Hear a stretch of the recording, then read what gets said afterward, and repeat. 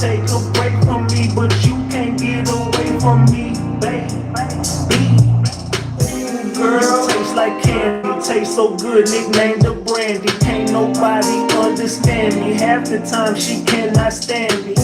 Girl, you so sexy, I'ma let you rock my necklace. I think that you need a vacate, cause you look like you've been stressing. You stressing me every time you get away from me, but faithfully you promised that you'd always find your way to me. And patiently I'm holding on to every word you say to me. Don't play with me, I knew that you was never really gonna wait for me.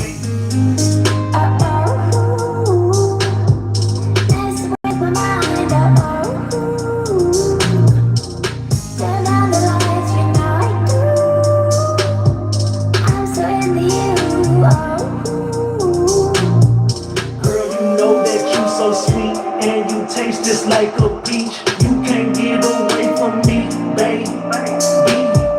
And I know I make you weak. You try to take a break from me, but you can't get away from me, baby.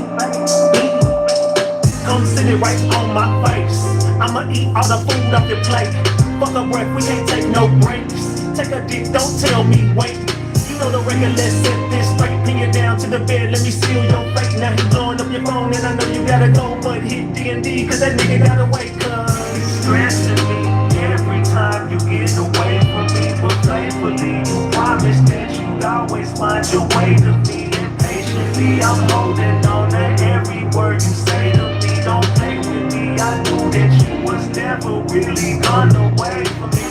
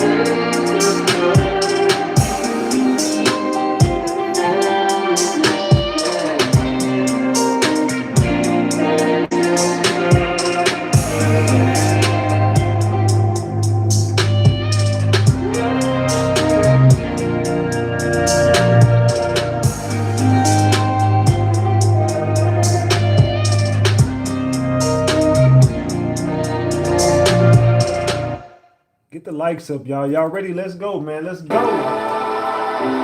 Get the likes up. Let's get this show started, man.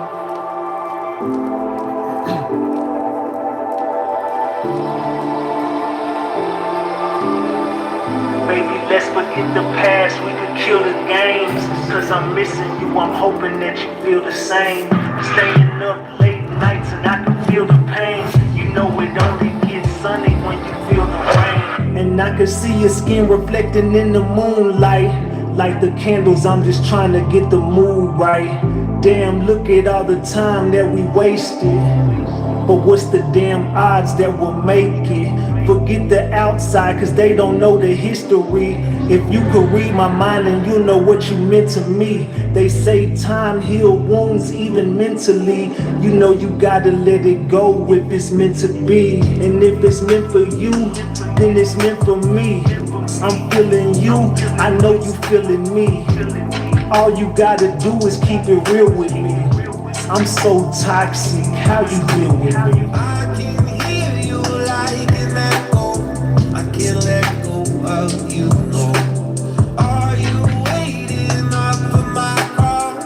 Do you think of me at all? If we ran out of money, my jokes stop being funny. Will you stand by me, honey? Oh, oh, oh. If I told you all my secrets, you knew my deepest regrets. Am I still who you be with? Back in love, like we're on a Paris street and night. On my knees, say you still want me. Hey, you know Tone. bot, Norm Tone bot, Norm Tone bot. We back, Ratchet Gang. We back with another one. We back with another banger. Let's get the likes up. Look, you might have forgot. Hell, they might have forgot. But you already know it's the king. Too loyal, Norm Tone bot, Ratchet TV. Hey, y'all already know, man. Y'all already know. Get the likes up if you in the building. And if you're new to the channel, hit that subscribe button, tap that notification bell so you can get the drop whenever I drop. Alright, so boom. Man. We gotta talk, Ratchet Gang. We got to chop it up. Look, tonight we gotta get into the Dacara Thompson case. Now, I was supposed to touch on this last night, but I took last night off. I was like, man, it's gonna be the first football game of the season. I feel like a lot of people would be watching that Cowboys-Eagles game, so let's just wait till tomorrow. I know the Chiefs playing tonight, but and they looking bad right now. But anyway, that's another story for another day. But I think tonight would be a better night. And then lo and behold, today we get breaking news in this case. So it's kind of good that I held off. So now we can go to what we know today and then go back to the beginning and see how all this played out. And we could see if this is a play. We could start to see what was going on in this situation. Because from what I was told, and I did some digging behind the scenes, and it looks like this was possibly a chick that, from what I heard, look, they say people need to start being honest about their missing loved ones or whatever, because allegedly the girl was out there selling cat. I'm just this is what was told to me. I had no idea yesterday that this was kind of the situation, but when I did some digging today, I kind of found out that this was, and people say you shouldn't even focus on this. It's the fact that someone took her life, but again, it's being reported that the girl was out there loose. The girl was 19 years old, but she was also out there selling cat. This is allegedly, and everything I say is alleged, and it's all under the Fair Use Act. And you can see the Fair Use disclaimer in the description of this video and in the description of all my videos. This is just for entertainment and educational purposes only. This is just to educate my people on what we've been covering over here. Like I said, it's all under the Fair Use Act, and you can see the Fair Use disclaimer in the description of this video. And everything I say is alleged. Allegedly, y'all. All right, so yeah, like I said, this has been a crazy situation. I don't know. Let me know in the chat. Have y'all heard that? Because allegedly the girl was out there loose, and this is something that's being reported coming from some sources, and this is alleged information. But I just got to give y'all the facts of what's going on before we get into what, because when you go back, there was like what happened when she left her house. So the girl ends up saying, I got to go make a run real quick. I'm going to the store. But really, this is what I'm being told. Allegedly, she's going to the store, but she's meeting one of her Mexican dude. Or I don't know, she met the dude off like an app or something. So she meets the Mexican dude. I guess she finna go, negotiate the price.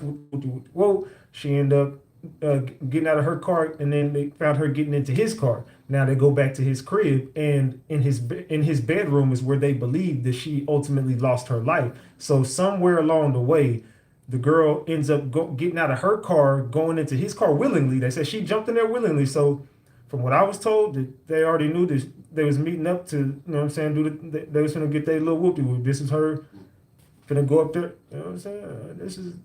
This is what's being told to me. Hold on, somebody said what? Hold on, let me get back in my comment. They said wrong. Belinda said wrong. I knew you would get down to it. They said, yep, wow. His name is Hugo. Yeah, I already got all the information on the dude. So I'm just giving people kind of, if they're not familiar with this situation, I kind of want to help them familiarize themselves with the situation, because there was a press conference today, and I kind of want to start with that press conference and work our way through the entire case from what we knew then to what we know now. I want to kind of get to what we know now, but I got to give y'all the backstory.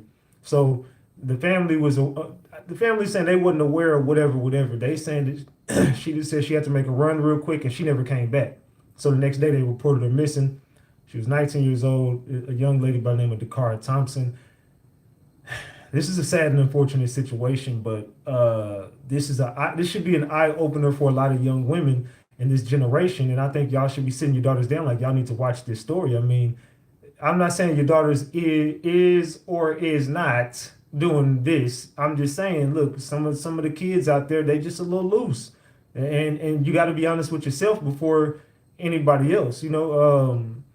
They would have probably been able to figure this out sooner if people were. I don't know if the family knew or not, but we're gonna get it. We're gonna run all down through there. But I'm just saying, if people were to be honest, like in Alexis Ware situation, I feel like that missing case could have been handled completely different if people were honest about what exactly was going on. If people were just completely honest in the Alexis Ware case, I think the results could have gotten sooner and before.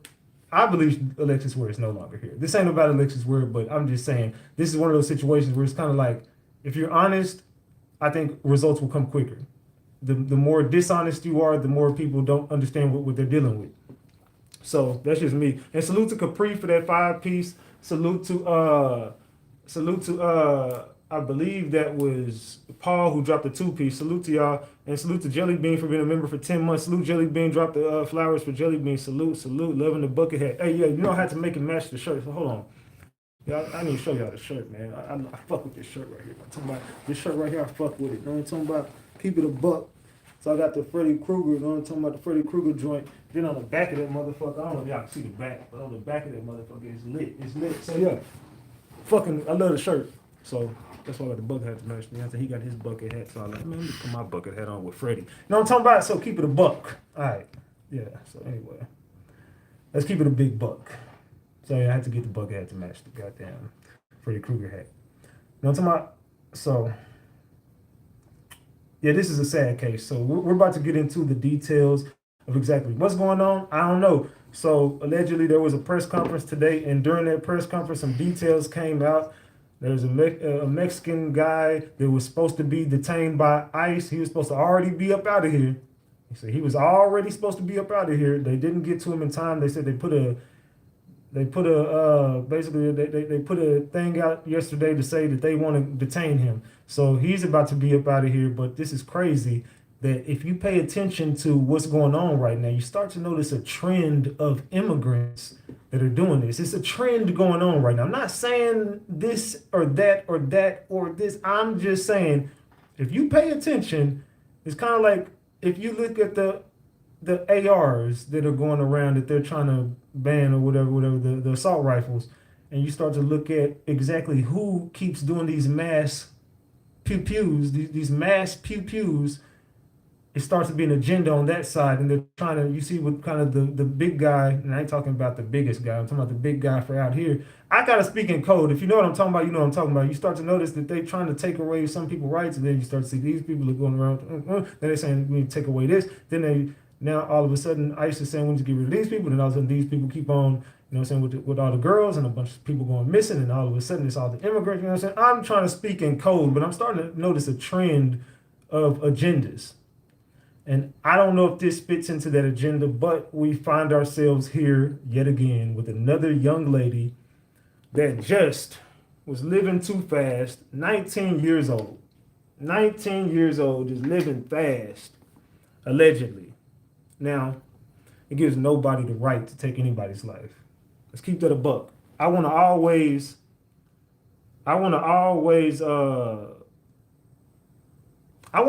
be transparent with my audience. So we got to be open and honest about everything. So it doesn't give anybody a right to take anybody's life because of the lifestyle they're living. But we need to teach our kids, and we got to get back to parenting kids. I don't give a damn if your kid is 14, 15, 18, 19, or 20. They're still your kids at the end of the day. Parenting doesn't just stop because they hit 18. Parenting doesn't stop because they think they grown. You still have to be a parent at the end of the day. You know what I'm saying? Like, dead ass. I see my son sagging in a picture. Fam, I straight up told, what are you doing? Pull your pants up, bro. What is this? You're not a thug. You're not a hoodlum. Pull your pants up. Now I was once that kid with pants hanging off his butt. But it's different now. I'm the parent. I know that you're not. No. Pull your pants up. Look like a presentable young man. Comb your hair. Cut your hair. Do something with it. What are you doing? Pull your pants up, bro. There ain't no hoodlums around here. Ain't no thugs. Ain't no gangsters. I don't raise that. Ain't no gangsters. I don't give a damn what you do anywhere. When you're with me, it's going to be 100% respect, period. I'm not your friend. That's first and foremost. I'm not here to be your friend.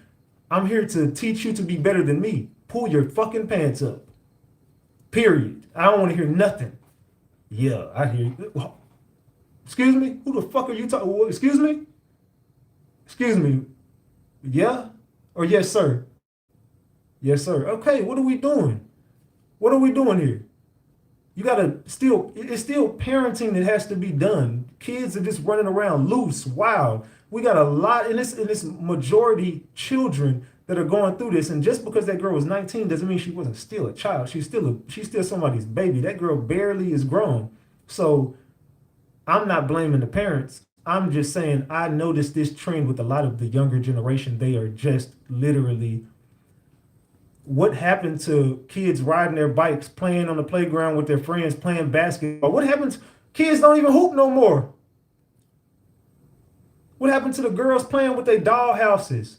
What happened to the girls playing Barbies and whatever happened to the day where they still got stuffed animals? No kids got no damn stuffed animals now. They got tablets and electronics and all type of other shit. Grand Theft Auto. Fuck your kid playing what are you doing playing Grand Theft Auto? I don't get it, but what are we doing here? Oh, you gotta get with, I don't need to get with nothing. Kids need to be kids. Kids are adults now. Little kids be beating the hell out of the grown people. It's like, what is going on? What is in this complete disrespect? It's like there's a disconnect with this generation and our generation. And I'm talking about the older generation. We're a little bit older than obviously the YNs. We're not YNs no more, man. We need to teach them to be better. So we're about to start this story, but I definitely want to start with that message. We need to teach the children better. The little girls are copying after Young Miami and these girls, and they telling them, don't nothing but a, what is it? How does song go? Don't nothing but a blank make my coochie talk. What they basically, I don't know. You know the damn song, the City Girls. There's some don't nothing but a bag make my. That's how they talk, and I'm like, and you listen to Sexy Red and all these girls that are pretty much persuading you to get into a different lifestyle, so they think that shit is cool. And all the little boys looking up to NBA YoungBoy and some of the most demonic stuff that you can even. It's like, bro, they're getting led by the devil, and we need to teach our kids to get back into their Bible. We need to teach our kids to get into their word, but it's going to be a hard thing to do. But at a certain point, you got to realize you're not a kid's friend. You're a kid's parent. You got to teach them to be better than you, or they're going to fuck around and be just like you. Let's keep it a big buck. So I want to get into this story. There's a lot going on in this situation, and I want to talk about it, man. So, yeah, you got to do better with your kids, man. Dead ass, you gotta do better, bro. All right, so where is this? Yeah, the press conference was today. So I want to start off with the press conference. I want to start off with this right here. I want to start off right here with this press conference that happened today. So let's get into this. Man. Double tap the screen if y'all are ready for this content. I want y'all to double tap the screen if y'all are ready for this content. Let me know in the chat. Y'all ready, gang? So this is the press conference that happened today. Being here.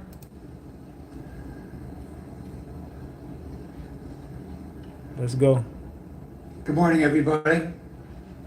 Thanks for being here. Can y'all hear it?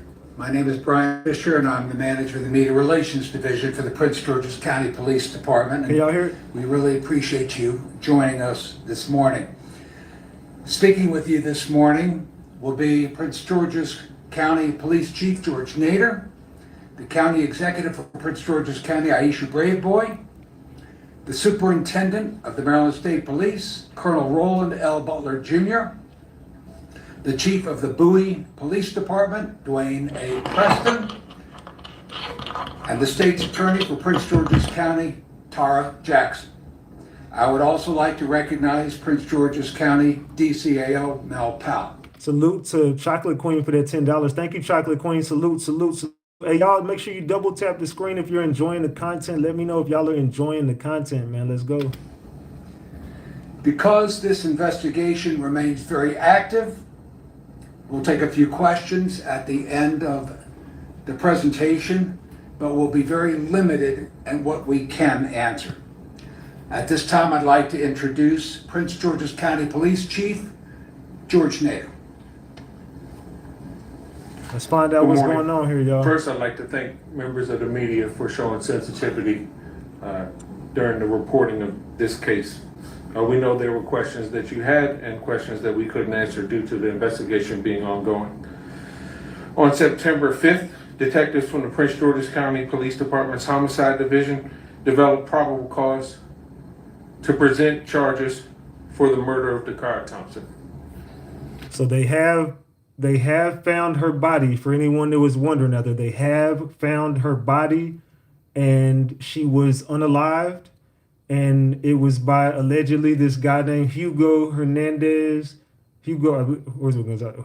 His name was Hugo. I'm finna get. I think it was Gonzalez. My bad. Fuck. I don't know, man. This dude is a Mexican dude she was meeting up with for actual favors, allegedly. But this is what's coming out behind the scenes, that she was definitely meeting up with this man to do some actual favors. They end up going back to his house. She gets in his car willingly. They go back to his house, get to his bedroom, and somewhere in there, he unalived her in the bedroom and then took her off the highway and dumped her body. And yeah, we're trying to find out what the hell is going on. So let's get back to it. This morning, criminal charges were issued for first-degree and second-degree murder. The facts of the case: 19-year-old Dacara Thompson was last seen on August the 22nd. She was reported missing the very next day. On August the 21st, her family located the vehicle in the area of Jasmine Terrace in Hyattsville, Maryland. On August 31st, what we believe to have been Dakara's body was located by the Maryland State Police Department in the area of eastbound Route 50 at Route 97. On August 23rd, in the area of University Boulevard in Hyattsville, Maryland, a short distance from her vehicle, at approximately 3 a.m. For reasons still under investigation, it appears that Dacara willfully entered a vehicle being driven by Hugo Rene Hernandez. Yeah, it was Hernandez. Okay, Hugo Rene Hernandez, who was supposed to be deported already. He was supposed to already be back where he was supposed to be at. He was here illegally, so this was an illegal immigrant that was here. No, but this is definitely an agenda that they want a lot of. I don't want to get into it, but just pay attention, y'all. It's something bigger than it always is. Hernandez, 35-year-old male, out of Bowie, Maryland. Through investigative techniques and video review, detectives were able to track the vehicle's movement to an address on Kimber Ridge Drive in Bowie, Maryland. On September 4th, several search warrants were obtained and executed pertaining to this case, which led detectives to obtain enough probable cause to take Hugo Rene Hernandez Mendez into custody and present him to the court commissioner for the murder of Dacara Thompson. We believe the murder occurred in the home on Cambridge Drive in Hernandez's bedroom. Her body was taken to the location that it was recovered at by Hernandez. At this time, there are no additional suspects. However, this investigation is ongoing. So again, they met up. When she said she was going to the store, she pulls up, she gets out of her car. They got her on camera getting out of her car, going into his car willingly. They were meeting up there at that location. He takes her back to his house, somewhere in the bedroom. She was unalived. They believe that she was unalived in his bedroom, and then he dumped her body on that highway. Our thoughts and prayers are with her family during this time. Detectives from the Prince George's County Police Department's Missing Persons Unit were quickly joined by the Prince George's County Police Department Homicide Unit, along with our law enforcement partners from Maryland State Police and the City of Bowie, who worked jointly and tirelessly to determine the facts of this case. Because the pre-existing relationships between our agencies, we are where we are. There's still a lot of investigative work to be done in this case, and we're asking members of the community or anyone that may have information about this case to contact us at 1-866-411-TIPS. Throughout this case, members at the highest level of our law enforcement agencies were kept abreast of every development, and cooperative decisions were made jointly. I have no words to express my appreciation for the Superintendent of the Maryland State Police, Colonel Butler, and Bowie's City Police Chief Dwayne Preston for their involvement. In addition to law enforcement involvement in this case, the highest level of our governments were kept abreast of this matter. This included daily briefings with Deputy Chief Administrative Officer Melvin Powell and County Executive Aisha Brayboy, both of whom provided unwavering support for our teams who were conducting this investigation. Incidents like this affect our entire community. Ms. Brayboy's involvement in this case, for me, further reflects her passion for people and the community that we serve. On behalf of our department, I want to personally thank you for your support in this tough case. It meant a lot to me personally, and I appreciate it. At this point, I'll turn it over to County Executive Aisha Brayboy. Thank you so much. Thank you, Chief, and thank you to all of our public safety partners who are here with us today. But more importantly, I want to thank this community. When you found out that Dacara Thompson was missing, you answered the calls of her parents and her family to help find her, to locate her, because she means so much to so many. And so it is tough that we're at this point where the search is over and justice begins. I want to thank our superintendent. I want to thank also Chief Preston, the men and women of the Prince George's County Police Department and its homicide unit, as I have repeated numerous times as state's attorney, the best of the best. I want to thank you for closing this case quickly. And now we will hand this case over to our state's attorney, Tara Jackson, to seek justice.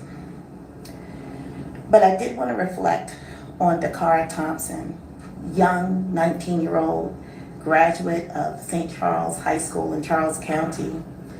She was living with her father, and part of the reason she lived here is because she was working for nonprofit Prince George's as part of her service year option that she decided to participate in, and that this activity is sponsored by our Governor Wes Moore.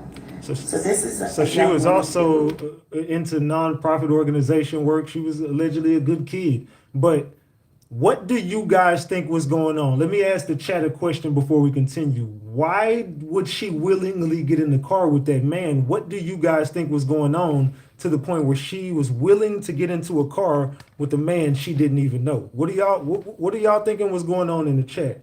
I know what I heard behind the scenes that ain't really came out yet, but I did hear some stuff. Some people have come forward who do know her, and allegedly something was going on, definitely with her as well.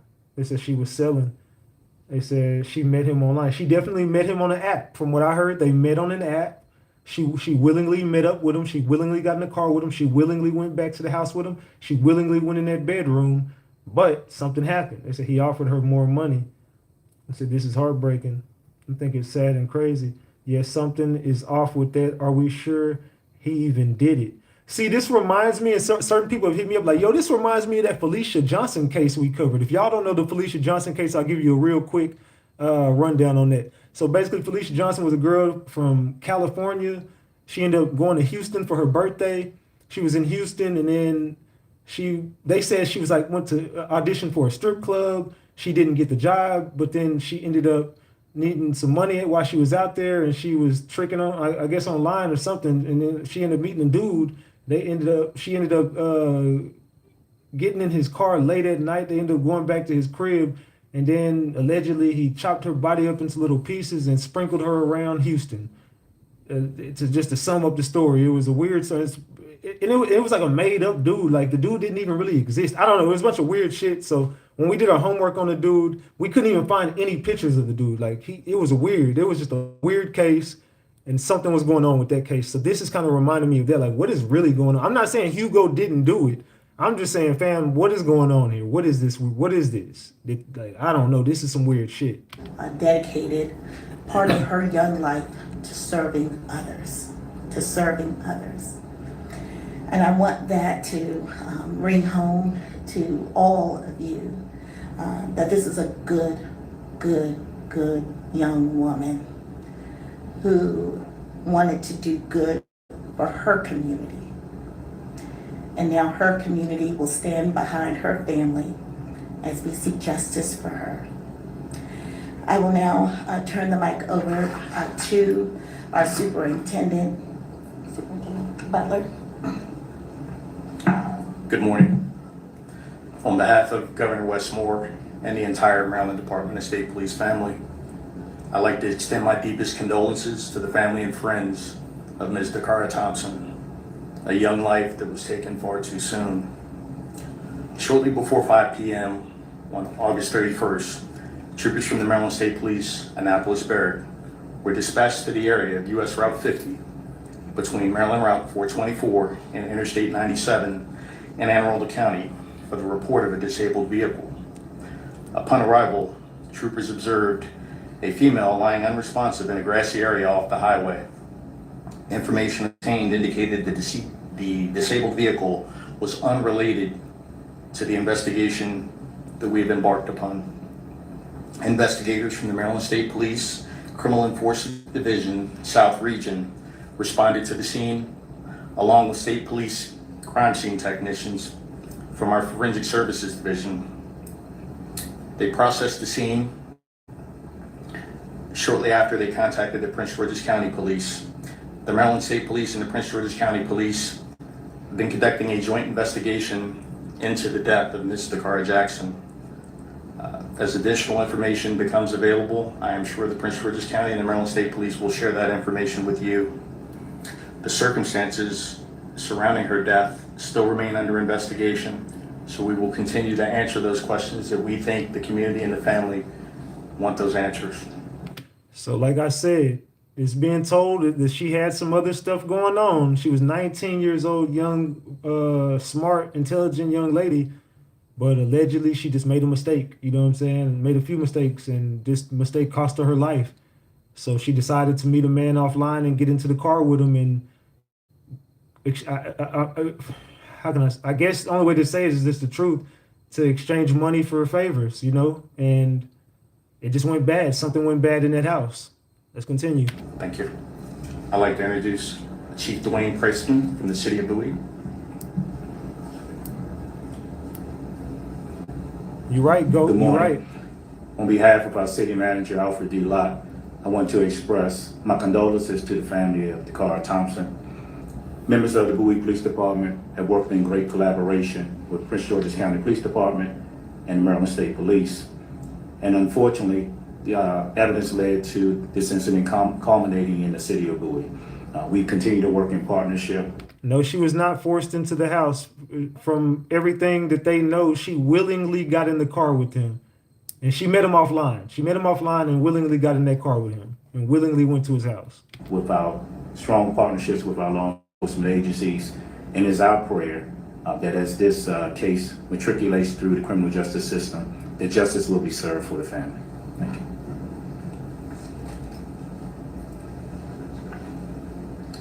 Good morning. I too would like to first express my condolences to the family of Dacara Thompson. I cannot imagine the pain that the family is feeling right now. And I agree with the county executive when she says that the community is grieving with the family. I also want to thank the county executive and her leadership team, Chief Nader, Chief Preston, our Maryland State Police partners. We are indeed a team in bringing justice and protecting our community. I know that the public has been following this case closely, and oftentimes our community does not understand the legal process and roles of each member of our legal team, of our law enforcement team. So as State's Attorney for Prince George's, I'm here this morning to explain the legal process and next steps. The police have charged Mr. Hernandez Mendez, as you've heard, with murder and related charges. He has appeared before a commissioner, a judicial officer, and that commissioner has determined that there is probable cause to support the charges, and he was held without bond. Mr. Hernandez Mendez will now appear at a bond hearing. We're not sure whether that bond hearing will be today or on Monday. And during that hearing, the court will determine whether or not he should remain held. In making that decision, the court will look at the nature of the charges that are lodged against him, as well as the safety of the community. And that's him right there to the top left. That is Hugo Hernandez Mendez. This is him right here. As I said, this bond hearing may occur on Monday and not today. At this point, there really is not much more that I can offer other than to say in the weeks to come, my office will do a thorough review of the evidence, and we will determine whether or not Mr. Hernandez Mendez should be indicted, and if so, what he should be indicted for. It is important to remind our residents, and I want to do this always, that any person who is charged with a crime in Prince George's is entitled to due process through our judicial system, and it's my job as the state's attorney to ensure that the justice occurs, but that the processes are transparent and fair and in full accordance with the law. And finally, I just want to add that my office remains steadfast in working with our partners daily to make sure that our community is safe. Thank you. What do you guys think about this so far? Are you guys thinking that this is exactly what it is? You think it's more to it? What do you guys think about this case so far? So the deepest gratitude for the men and women of the Prince George's County Police Department that worked this case literally around the clock since she was reported missing. I deeply appreciate their efforts, and I appreciate the journalism that has covered this case to this point. Now we'll open it up for a few questions. Last year, because of the happened here, together, and then separately, is there any indication? They're doing questions right now. I can't hear the question, but you'll hear the answer to the question. We don't believe she was moving around the home. We believe everything transpired in the bedroom. So what is surrounding the two coming together, that's what we're still investigating. So they're still trying to figure out how these two met up. But I'm telling y'all, it's already been, some people already came up behind the scenes and said what it is, and they said that she met the dude online and she was meeting him to do some things, and that's why they went to the bedroom. You know what I'm saying? She was 19, he was, I believe, 34, 35, somewhere around there. But yeah, I mean, you just hate to say it, but some people said she was selling, you know, things for favors. She was selling, you know, that her box to people and, you know, Mexican dudes and stuff. I don't know, man, but this is sad and unfortunate. Let's continue. Nothing, not that we're aware of, but we are aware of one prior arrest that occurred with United States Park Police in April. If it wasn't for that disabled car, would that area have been searched? Was that on the radar? That area is probably about 7 miles away from the murder location, but a good distance away from where she went missing. So we are thankful that the Maryland State Police had the ability to locate that body based on that call for service.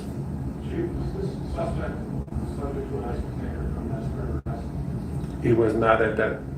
He was not subject to an ICE detainer based on that spring arrest. We believe that one was issued yesterday. So yesterday they want to detain him. Now all of a sudden now y'all want to detain him. He's already unalive somebody now. Shit, that probably ain't the first person.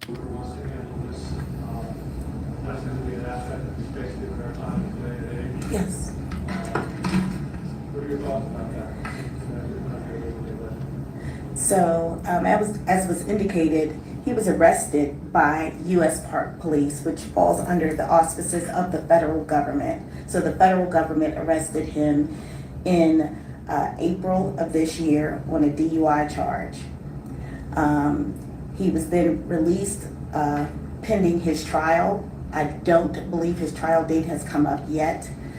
So what we know is that he did not, according to our records, have any contact at the state level, but he was arrested by federal authorities in April. I imagine that there's going to be some reaction to this man's arrest now in the community nationally.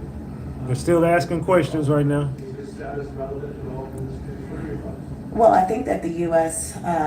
Government has made status of individuals relevant. This was someone who was in their custody, and they made the decision to release him. So I think the questions should be asked of the Justice Department.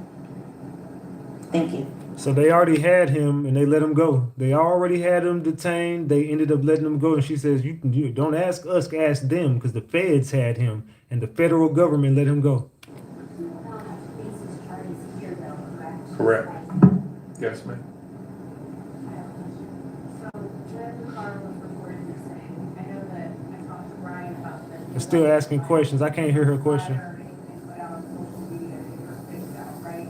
Can you talk just about that, like the fact that that wasn't put out right away and the case ended this way, like what was done and what? She's still asking a question, a long ass question at that, and I can't hear So her. the facts as we have it is she was in that vehicle before she was ever reported missing. So we did canvass the area, we searched, we questioned people in the area, we looked for video, we did all of these things. As a practice, critical missings get distributed. But the family did a lot of hard work and they distributed information and you all covered that. So the information was out and the community had it. And the community was sending in tips as well. Sorry. I'm telling you, the community sent in them tips about what she really had going on. They know what she was doing.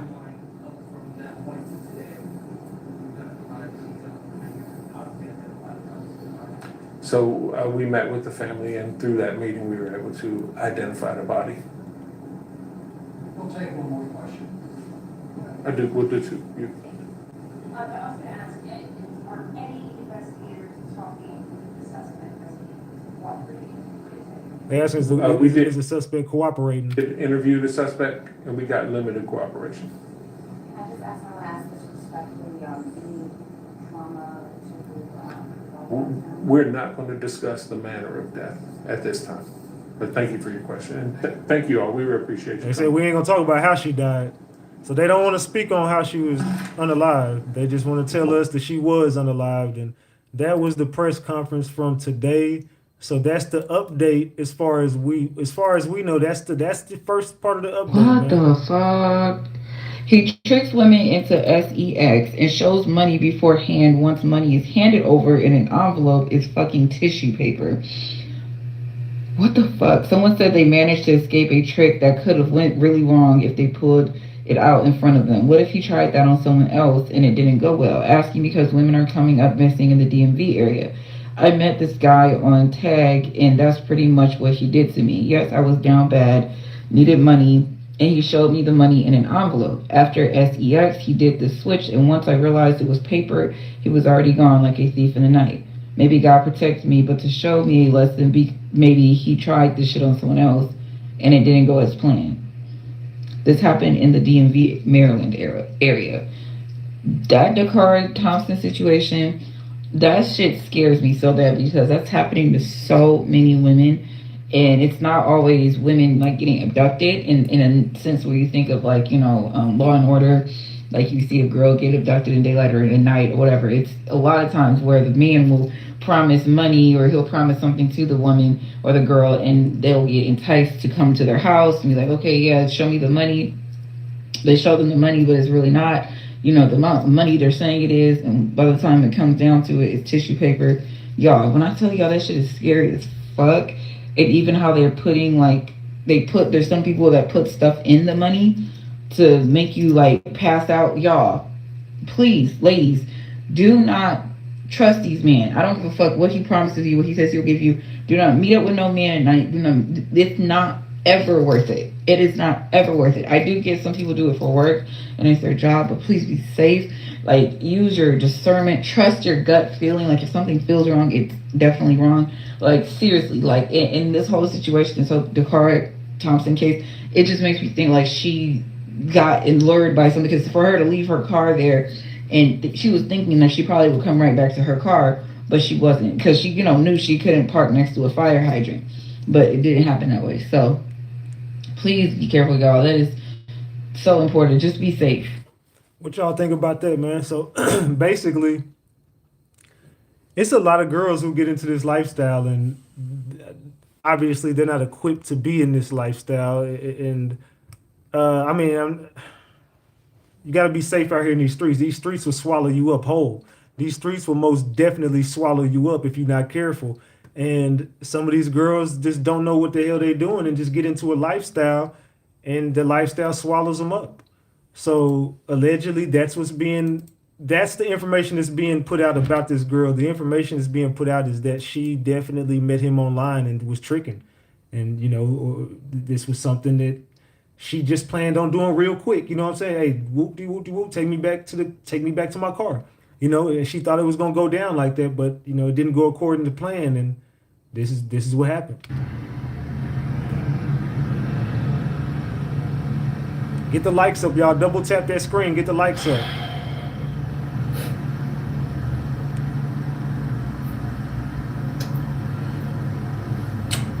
Oh, Father God, forgive me for what I'm about to say. Please forgive me, God, for what I'm about to say. Niggas like this gotta die. He has to die. It's a non-negotiable.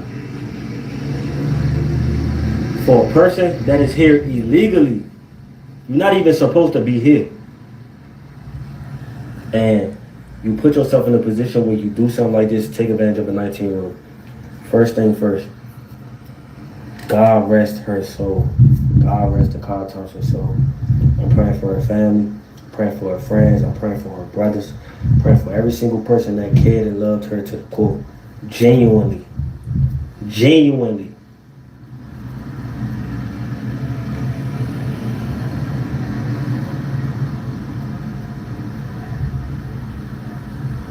He has to die. You're 35 years old, all right?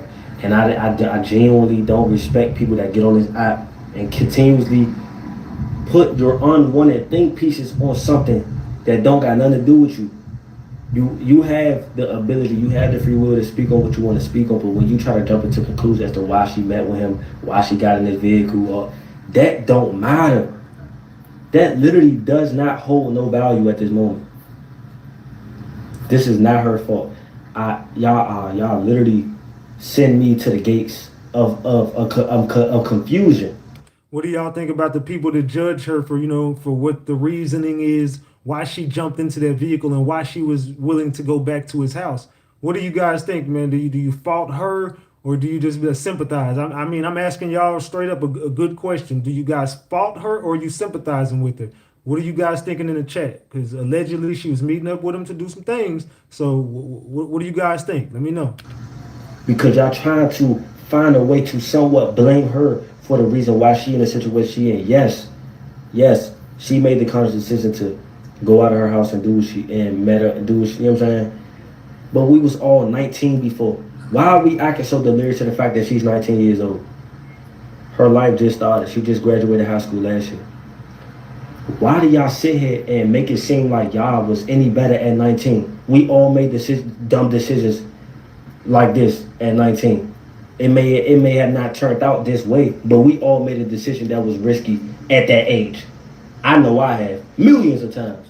Okay, everybody in this room at the age of 19 or somewhere around the area, did you ever do some just some dumb stuff that you're looking back like, damn, I was young and I'm glad I'm still alive today. I'm be real, we all did. I can say I did some dumb shit at that age. So yeah, definitely still glad to be here and thankful.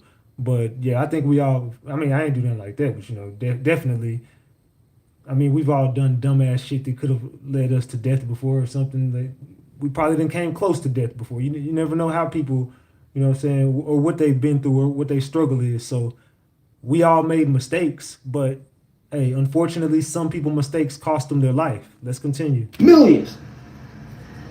Right? But he has to die. I don't care what nobody say. Lord Father, forgive me.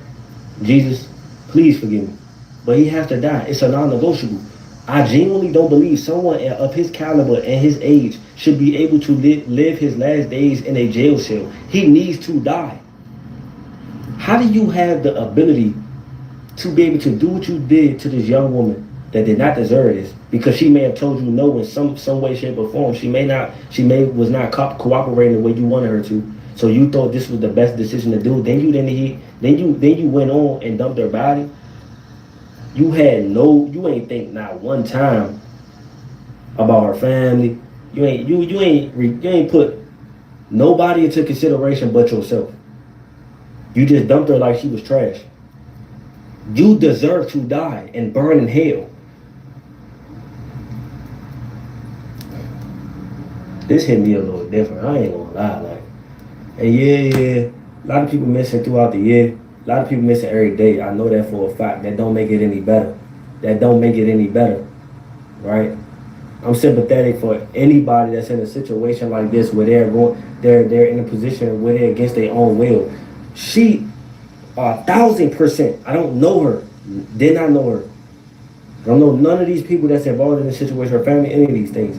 But I know with the right mindset, I know she did not anticipate the situation to end up what it is right now. So again, y'all gotta stop trying to put y'all delusional think pieces on, oh, maybe she was doing this for money and all that. Please shut up. Shut up. Please. Bro, I'm man, one thing you gotta know about me, bro, it has to be something detrimental to get me mad, dog. I don't get mad for real. Salute to Ranger Oi. So y'all think it's his first body? I don't. Thank you for the $5 and no, hell no. I think that, I mean, in the matter that he did it, that's why I agree with this young man on the screen. In the matter that he did that, the way he was able to get a little 19-year-old girl, for whatever reason they met up and went to that bedroom.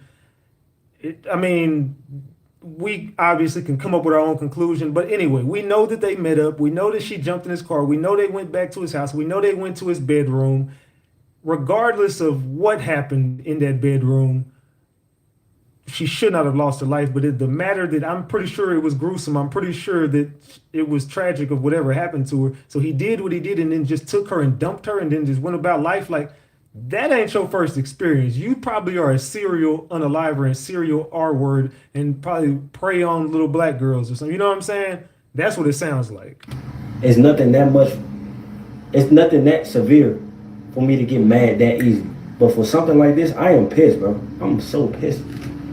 I'm so mad, bro. I'm genuinely sad and mad, bro. I cried when I woke up this morning. I cried because my spirit just been. I'm empathetic spiritually for people, bro. I don't know how to explain it. But my spirit is just so aligned with the Lord that I just feel everything. I just feel when the energy's off. I feel the negativity. I feel the clouded, bro, I just feel it over top of me, bro, when it's hovering over me, bro. And this situation I've been feeling this all week, dog. I've been feeling the presence of this situation all week, and I know it has not been positive, bro. Dog, he gotta die. Make me the president. Situations like this, people like this, and you're not even here legally. This an automatic electric chair. This is a non-negotiable. Non-negotiable. Life in prison and all that don't matter to me, bro. Kill that nigga, bro. Lord, forgive me. I'm just being real. People like this do not deserve to inherit no type of kingdom. Yeah, you gotta see people through. Yeah, you gotta give people grace. Everybody make mistakes. You deliberately did what you did. This is why, ladies, this is why it's very important it's very critical to not be out past 10 o'clock. I'm sorry. And I tell people this all the time. You gotta I don't give a damn if you got daughters or what age. You need to tell your daughters and stuff. Watch how you dress out in public. You don't know who watching you. You want to go out with your pants riding up your whoopty whoop, and you want to be showing off. And oh, I'm grown. I can do it. Well, hey, you might be grown and doing what you want to do, but somebody is preying on somebody out there, and it just might be you or yours. You just don't know. They be preying on people. They will do things to you and get you in their grasps. And you see what just happened to this young girl. So I mean, I'm not saying she was dressed provocative. I'm not saying nothing like that. But you just need to teach your daughters and say, hey, be presentable in public. Don't be careful, because there's people out there who will do things to you. You know what I'm saying? There are crazy people out there. You need gas, get it in the morning. You want to go meet up with somebody, tell them you see them later, right? And if you is going to go out, make sure you with some people that you can trust. Make sure you with some dependable people. The creeps literally come out at night. The most detrimental criminals come out at night. Witches and warlocks come out at night. That's when they are praying for. Bro, God rest her soul. Prayers to her family, prayers to her friends, prayers to everyone in her camp. This is not right, bro. This is really like genuinely hitting me, bro. Like, I'm not jazzing. Like, I don't know her, but I feel like I know her. Or like I feel it, bro. Like she one of mine. This is not right. He has to die. And everybody behind him. I'm sorry.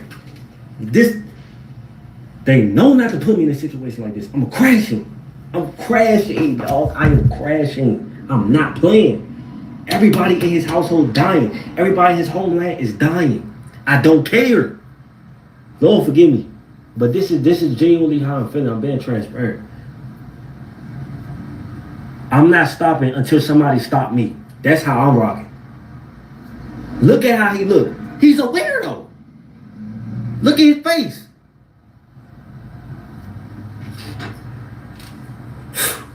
Man.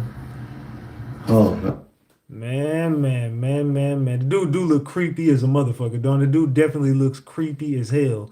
So, yeah, just you could only imagine what went down in that room. You could only imagine what went down in that car. You could just only imagine what that little girl had to go through before her last moments on Earth. So sad and unfortunate, but how did we even end up here? How did we end up here, Ratchet Gang? Let's get into this story of Dacara Friends Thompson. and family, Let's get into the story of Dacara Thompson, man. Get the likes up if y'all ready for this damn show, man. Let's continue, man. Friends and family gathering in Prince George's County for a vigil for 19-year-old Dacara Thompson. Thanks for joining us on the News at 11. Good to see you as always. I'm Larry Miller. Well, Thompson was last seen August 22nd when she told her father that she was going out before leaving her father's home in Lanham and never returned. Our Lionel Donovan spoke with attendees as they gathered in Hyattsville, where Thompson was last seen, and walked with them as they searched the neighborhood for clues. This is the intersection where Dakara's car was found more than a week ago. Her parents say they were able to track down Dakara's car by tracking down her phone. However, although they were able to locate Dakara's car along with her phone and bank cards, Dacara herself was nowhere to be found. So today, Dakara's friends and family gathered in this neighborhood trying to find answers. Find Dacara. It was a call to action that rallied dozens to a Hyattsville neighborhood, hoping to find out what happened to 19-year-old Dacara Thompson. Salute to Angie for that $5. Thank you, Angie. According to her parents, Thompson told her father she was going out and that she'd be back soon, before walking out of her father's home in Lanham on August 22nd. Her mother, Carmen, says that's the last time anyone heard from her. We have no knowledge of what her whereabouts have been for the past 9 days. Today, Thompson's loved ones joined dozens of supporters near where she was last seen in Hyattsville for a vigil, praying for her safe return. Then they hit the streets to spread the word and find clues. I just want to help. I want to look through anything, rummage anything I see. Some came out because news of Thompson's disappearance hit home. My daughter was missing for 2 years and a half, and the Lord just led me to come here and pray for her and give encouragement words to the mother and the father. And a lot of young women have been going missing in the DMV area. I'm not sure if y'all have kept up with that, but there's a lot of missing cases out there in the DMV area. Others are hoping the community can continue to rally behind the Thompsons and help get Dacara back home. Any information that you possibly can. If someone may appear to look like her, just something. We're grasping at the wind right now. Just checking on me. She said, I got gas and I'm out. I should be back soon. I love you. See, that's what she said. I got gas and I'm out. I should be back soon. I love you too. Good night. They don't sound like you're gonna be back when you tell them good night. If you just say I got gas and I'm coming back, it don't sound like you was coming right back home. I mean, it ain't our business what you had going on, but whatever you had going on, that was a big mistake. So, yeah, and you should have just told your daughter, come on back home, man. Come on back home. Good night. Nobody should have to experience what I'm feeling right now as a parent. It's an undescribable feeling. I just want my daughter back safely. I do. Heard anything from police that could help locate her? Have they been communicative with you? Is there anything new since we spoke with you on Friday that you can share that people watching might want to know or think about? PG County Police is working hard behind the scenes. They've made this case a priority, which I appreciate so much. With our efforts and their efforts put together, we are working so hard to try to get her back. There are things that they're working on that I can't share at this time, but they are keeping in communication with us, which gives me the faith that they are working hard behind the scenes. Have you gotten any other insights about just why she came to this location or anything like that, or does she have any connections or anything that you've learned? Is there anything? I have never had any knowledge of her coming to this side of town at all. We don't have any family, any friends that I knew of that she had in this area. I have no idea what brought her to this area on that particular day. Talk to me about your hope and what your hope for doing this is and for raising awareness. What is your sort of, what do you want to come out of this vigil tonight? I want to, What do you guys think? What do you guys think about the family right now? What is your thoughts on the family and their body language? What are y'all reading? This is a community. It gave me faith. It restored hope in that we still have community. The outpour of love, support, people wanting to bring us food, donate their time, get out here and search with us. It has meant so much to me that everybody's willing to stop what they're doing to come and help us, search for my daughter. So it just means so much to me, and I really, really appreciate. I'm grateful. My heart is full. And I'm sure you're hoping that I see people with big signs, yes. just for anybody who's driving around who might have seen her, just to put her face out there as much as possible. If anyone even has a possible sighting, please call 911. So that was Dacara, and RIP to Dacara. That was the last they seen of old Dacara, man. So RIP to Dacara. Sad and unfortunate story that we got to cover, but that was Dacara, and she ultimately lost her life due to something that she was doing that night with an older gentleman, and it led her to her death. Let's keep covering and see how this all started, man. Imagine sending your 19-year-old daughter to the gas station, and she never makes it back home. 19-year-old Dacara Thompson was last seen August 22nd after leaving her father's house. What was supposed to be a 10-minute trip to the gas station is now working on 10 days missing. Her white Ford Edge SUV was found abandoned in Jasmine Terrace, Maryland. In her vehicle, they found her purse, her license, her cash. All she took with her was her phone, and her phone was intentionally turned off. Her mother, Carmen, is begging for answers. They just did a drone search and came out with nothing. The family is now fearing the worst. They now believe that Dacara was taken against her will. Where is Dacara Thompson? She is only 5'2", 105 pounds, long brown hair, brown eyes. She has a tattoo on her left arm, and she was wearing a dark jacket and dark jeans the last time she was seen. Come on, guys, we gotta share this post. Somewhere, someone knows where Dacara is, and the family needs answers. Is this another case of a girl claiming that she found the baby on the side of the road? Or has something happened to Dacara? If you have any information, call Prince George County's police. Drop prayer emojis down in the comments as we pray, share, and give this family hope. Well, they did. I mean, they were hopeful, but they got some very bad news today. But I want to know what led her in that car. Like, what the hell? What's up, everybody? All right, you guys. So we have a missing persons case coming out of Lanham, Maryland.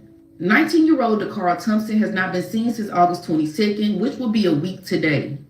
Last Friday, Dacara left her home around 10 p.m. and she told her dad that she'll be back. But Dacara never returned. So she drove the 2013 Ford Edge and it was pearl white. And she could be seen exiting her vehicle at a Shell gas station on the 22nd by the Eastgate Shopping Center. Now, after this, we really don't know what took place because Dacara never came home. Now, at some point in time, her parents, they get worried and they track her phone. And that is when they find Dakara's vehicle abandoned in Hyattville. So from what her parents are saying, they found all of her belongings inside of this vehicle. They found her wallet, they found her keys, and they found $60 in cash. There has been no communication from her. We don't know if she was going to meet somebody. And we have to understand this is now a week that she has not been seen or heard from. So this case takes place in Lanham and in Hyattville. So if you have any information on the disappearance of Dacara Thompson, please contact police. Now, even though they have found her vehicle, if you saw that vehicle on Friday going into Saturday morning, please contact police and let them know what you saw. Now, you guys, as always, please blow this up, share this. Let's bring Dacara home. So do y'all think there's more to it? Do you think there's more suspects? I seen somebody ask, was there more people in that home? From what I've been told, they don't have any more suspects. He's the only suspect that they do have. And why he did what he did, I mean, there is no reason. But they're saying he's not cooperating with police either. He's being very limited with the cooperation he's gave police. And that would be Hugo, the man who they're saying unalived her. Imagine your daughter told you she's stepping out for a second to go to the gas station. And she told you, I'll be right back. And then she never made it back home. 19-year-old Dacara Thompson was last seen at a Shell's gas station in Lanham, Maryland, y'all. They said they found her car. It was ditched in Hyattsville with her purse still inside, her money, her keys, everything except for her. It's been 10 whole days so far. No phone calls, no bank activity, no social media activity, nothing. It's like she just gone out of sight without a trace. What happened to 19-year-old Dacara Thompson? According to her parents, Thompson told her father she was going out and that she'd be back soon, before walking out of her father's home in Lanham on August 22nd. Her mother, Carmen, says that's the last time anyone heard from her. That's crazy. No knowledge of what her whereabouts have been for the past 9 days. Today, Thompson's loved ones joined dozens of supporters near where she was last seen in Hyattsville for a vigil, praying for her safe return. So my question is, what happened after she went to that gas station? Was somebody following her? Did they follow her and snatch her up? Like, we need answers, y'all. If you want to help, you can scan this right here. All eyes, all hands on deck. She been gone for 10 days, y'all. Time is ticking. So we need answers. Everybody can look. You can share this. If you see somebody that look like her, hey, go check. You never know. Like I said, y'all, make sure you share this because somebody watching this can ultimately help bring Dacara Thompson home to her family. So my question is, did you see the manner in which she left her car? If you could just see the manner in which she left her car, it was like she parked right by a fire hydrant. It's like she just jumped out and just did something. I don't know. It's just weird how they met up right there and then she just left her car. I don't know. It's just very weird on how that happened. Like you told your dad, I'll be right back. I'm going to get gas. You go get gas and then you park your car and then literally just leave with a man. That is weird. That is weird. Diligently with the family to try to locate that individual. As you're aware, in this case, Dacara was last seen on August 22nd. She was reported missing on August 23rd. Her vehicle was located in the area of Riggs Road in Hyattsville on August 24th. At that time, we continued to do video work in the area. We worked with the family to try to work through cell phone information to attempt to locate her. Further investigation and video was conducted. We really searched hard for Dacara. We looked for additional information we could get through cell phone subpoenas. We were waiting on that. On August the 31st, we were notified that Maryland State Police located a body. That body was located just off of Route 50 in Anne Arundel County. The characteristics were similar. We have not yet confirmed that this is the missing. I want to make that very clear. At this point, there has not been a confirmation, but the characteristics are similar, so we're exploring that. We're working hand in hand with the Maryland State Police Department. They're going to be handling the death investigation. We are still working our missing person case. We are asking that anyone with information about this case contact the Prince George's County Police Department at 1-866-411-TIPS. This investigation is ongoing for us, and out of respect for the family, we are going to ask that we give them some privacy as we process and attempt to confirm whether or not this is our person. And at this point, I'll turn it over to the county executive. Thank you so much. Thank you so much, Chief, and the entire Prince George's County Police Department, as well as MSP, who are our partners. Anytime someone goes missing, it is sad. It's tragic because for a family, you don't know where your loved one is. And so we take that very seriously here. And I know that we have been in touch with the family. They are aware. I think it's so important to keep families involved, keep them up to date with information as you process or investigate something involving their loved one, so that they know that we're doing everything we can to find their loved one. 19 years old. Dacara is 19 years old. And so even though technically she's an adult, she's someone's child, someone's baby. And so our heart goes out to her entire family. And we will again continue to work diligently to bring some resolution and information to her family as well as to the public. Thank you. And we do not have more information than that to share with you. So we appreciate everybody coming out. As far as if you had questions, and I know you probably do, but further than what we've told you, we don't have any other responses. So look for a response to go out from us, and I believe Maryland State Police will issue an immediate response shortly. So other than that, we don't have any additional information. So we'd like to thank you all for coming out. We appreciate it. Man.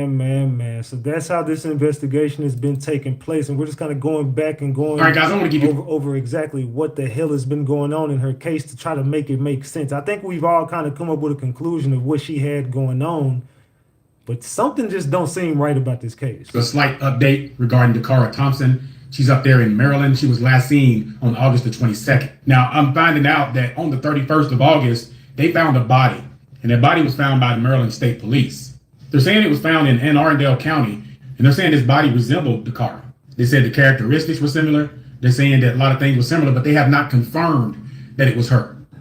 On August the 31st, we were notified that Maryland State Police located a body. That body was located just off of Route 50 in Anne Arundel County. The characteristics were similar.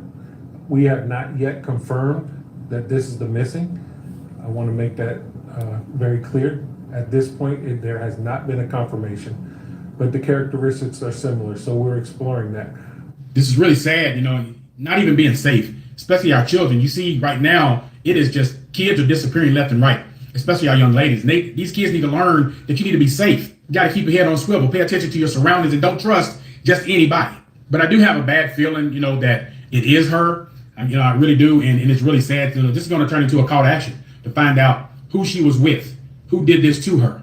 But again, they have not confirmed that it was her. They do want the family to have their privacy and everything, going through all of this right here, but they have not confirmed it, but they did find this on the 31st. That's why they've been really, really silent on certain things. I'll bring you more as soon as I find out more. Keep that family lifted in prayer.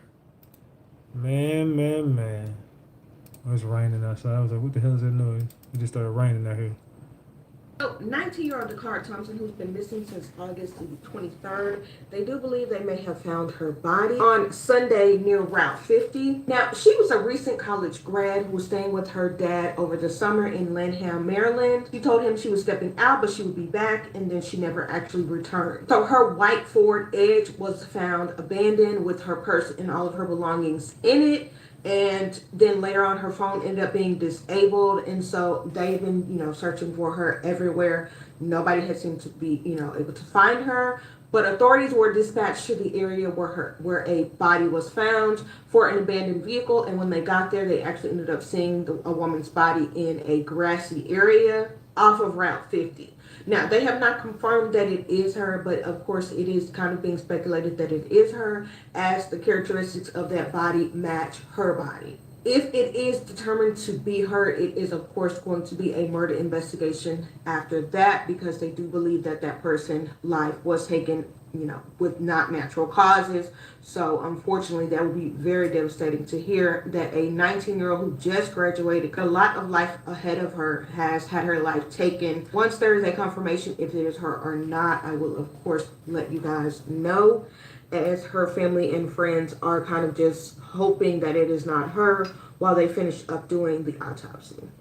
Man. So it did ultimately end up being her, and this is just a sad and unfortunate situation that this young lady had to lose her life at the hands of some grown, sick man.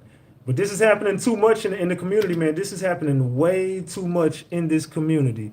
What do we got here? Relevant Love says, 1 Corinthians 3:16, do you not know that you people are God's temple and that the Spirit of God dwells in you? We are blood bought. The Christ died for us. We are valuable. Respect your temple. Salute to Relevant Love for the $10. I appreciate you, Relevant Love. Let's continue. Okay, so I did a reading on Dacara Thompson, the young lady that's missing in PG County, Maryland. And I asked a couple questions. So what I got was, and I want to be respectful of the family and the situation, but what I got was that she's not at the last location that she was seen. She's not there anymore. For some reason, I saw a blue car making a U-turn, so I feel like she was taken. And I also got that it's a group of 2 or more that took her. And there's also feminine energy in this. So whoever is involved is a woman. Now, do y'all think it's possible that she might have been doing some things and maybe one of her homegirls was helping her set up plays? Because I don't know too many 19-year-olds that would do some stuff like this. You know what I'm saying? I don't know. I mean, obviously it's going on in the world because girls get 18 and go hurry up and get an OF account because that's what everybody told them was cool to do. So I don't know, man. Is this what 19-year-olds are doing now? They just living the fast life and going out and selling their bodies at that young of an age? Is it possible that she was working with somebody? Is it possible that she was with one of her homegirls helping her set up plays? Is it possible that there's more than one person involved in this? Do y'all feel like she just was willy-nilly just doing this at the age of 19, being 5'1", 105 pounds? Do y'all let me know in the chat. And I feel like there's money involved in this. It feels like it's a transaction.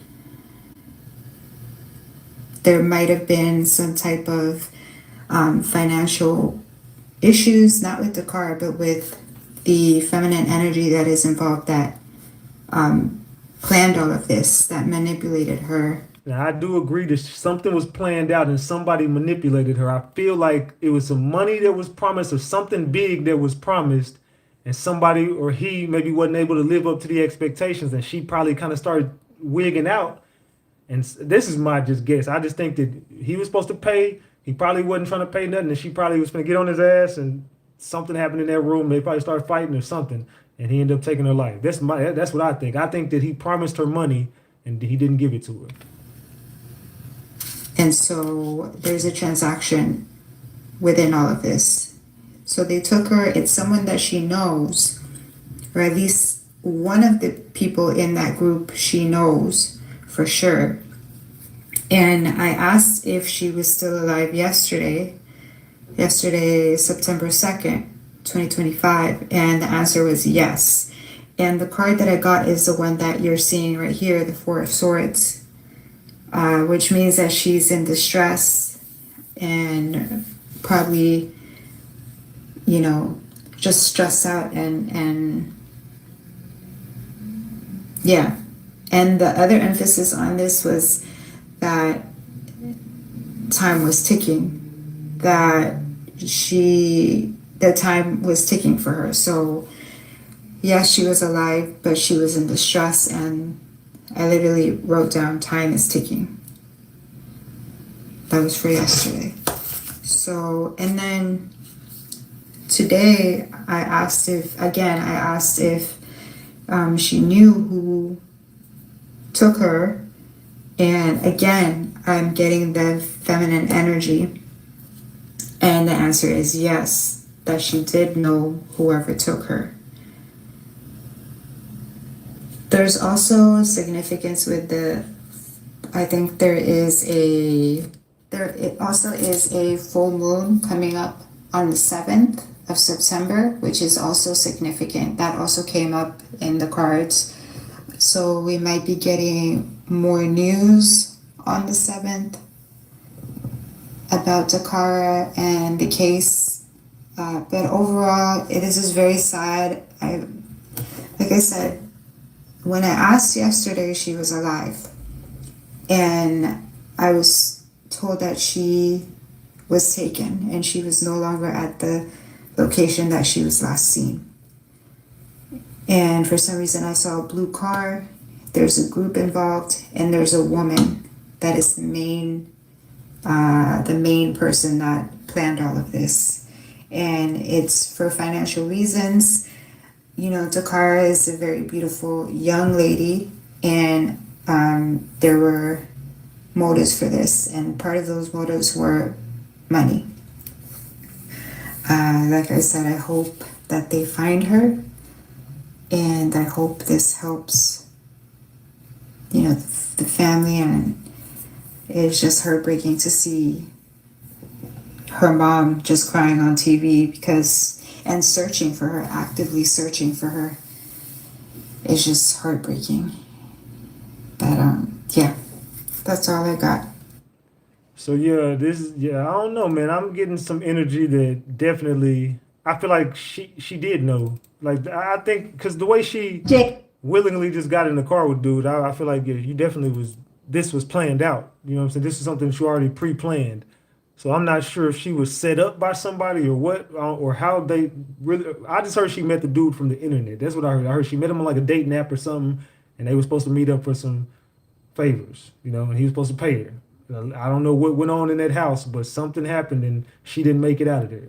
Update earlier today from Prince George's County Police. As you said, we have been following this missing persons investigation for about the last 12 days.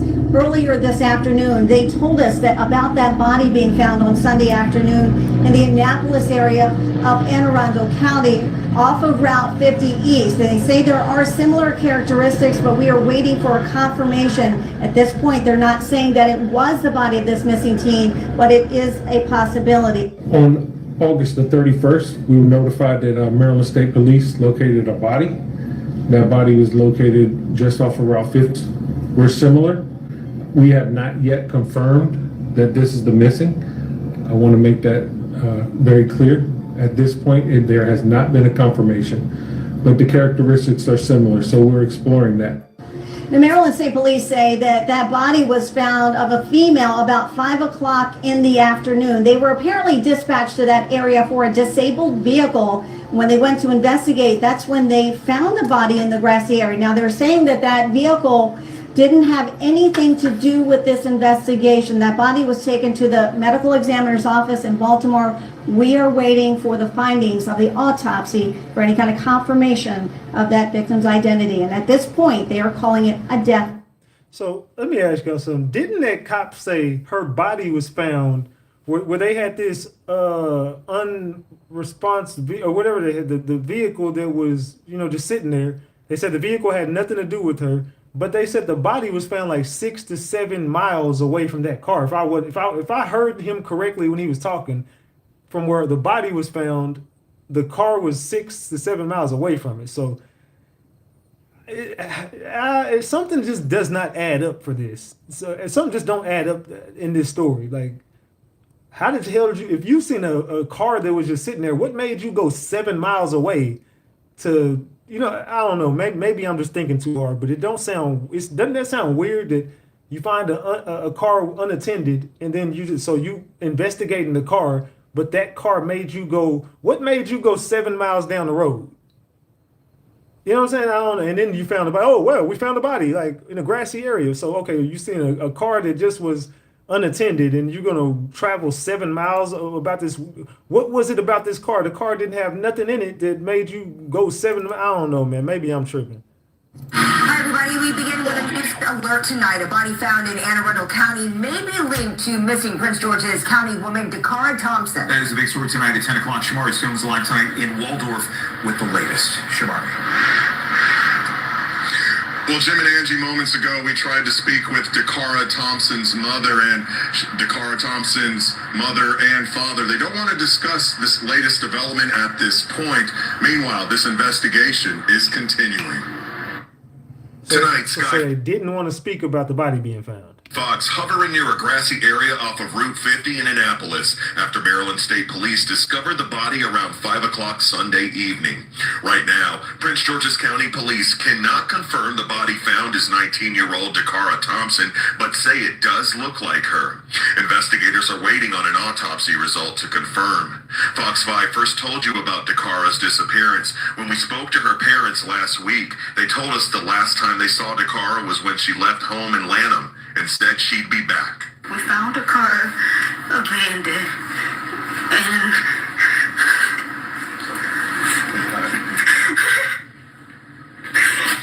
we found her belongings in the car.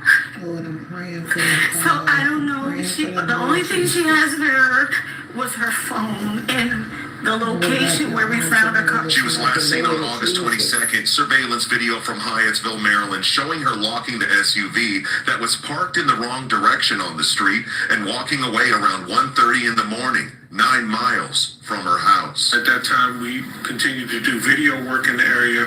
We worked with the family to try to work through cell phone information to attempt to locate her. Further investigation and video was conducted. We really searched hard for the car. And on Sunday, Maryland State Police say they were initially called out for a broken down vehicle and troopers discovered the body when they went out there. Tonight, they say it does not seem that the disabled car is connected to the case. 19 years old. Dacara is 19 years old. And so, even though technically she's an adult, she's someone's child, someone's baby. And so our heart goes out to her entire family. And call Prince George's County Police if you have any information about the Dacara Thompson disappearance. Man. So, yeah, this is just something just does not add up on the, I don't know. Maybe I'm just tripping, but something is definitely just off about this. Something is very off about this case. It's an undescribable feeling. I really don't know the words I can gather to say how I'm feeling right now. I'm so broken. I'm so broken. That's a mom. Nobody should have to experience what I'm feeling right now as a parent. It's an undescribable feeling. I just want my daughter back safely. I do. You heard anything from police that could help locate her? Have they been communicative with you? Is there anything new since we spoke with you on Friday that you can share that people watching might want to know or think about? PG County Police is working hard behind the scenes. They've made this case a priority, which I appreciate so much. With our efforts and their efforts put together, we are working so hard to try to get her back. There are things that they're working on that I can't share at this time, but they are keeping in communication with us, which gives me the faith that they are working hard behind the scenes. Do you think the family knows why she was? Do you guys get the feeling the family kind of knows what she was up to, or are they kind of oblivious to this? Do they know what's going on, or are they just in the blind? What do y'all think? Do you think they know her lifestyle or what she was into, or what do y'all think? Gotten any other insights about just why she came to this location or anything like that, or did she have any connections or anything that you've learned? Is there anything? I have never had any knowledge of her coming to this side of town at all. We don't have any family, any friends that I knew of that she had in this area. I have no idea what brought her to this area. Like she was just walking around there at 1:30, like she was waiting on somebody. You could tell she was just waiting outside. She locked her car and was parked on the wrong side of the road and was just waiting on somebody. So it was planned out. That particular day. Talk to me about your hope and what your hope for doing this is and for raising awareness. What is your sort of, what do you want to come out of this vigil tonight? I want to. And the fact that they had a vigil lets me know that they thought she was not here anymore. But let's continue. Well, as you can see, there's a sense of community. It gave me faith. It restored hope in that we still have community. The outpour of love, support, people wanting to bring us food, donate their time, get out here and search with us. It has meant so much to me that everybody's willing to stop what they're doing to come and help us, search for my daughter. So it just means so much to me, and I really, really appreciate it. I'm grateful. My heart is full.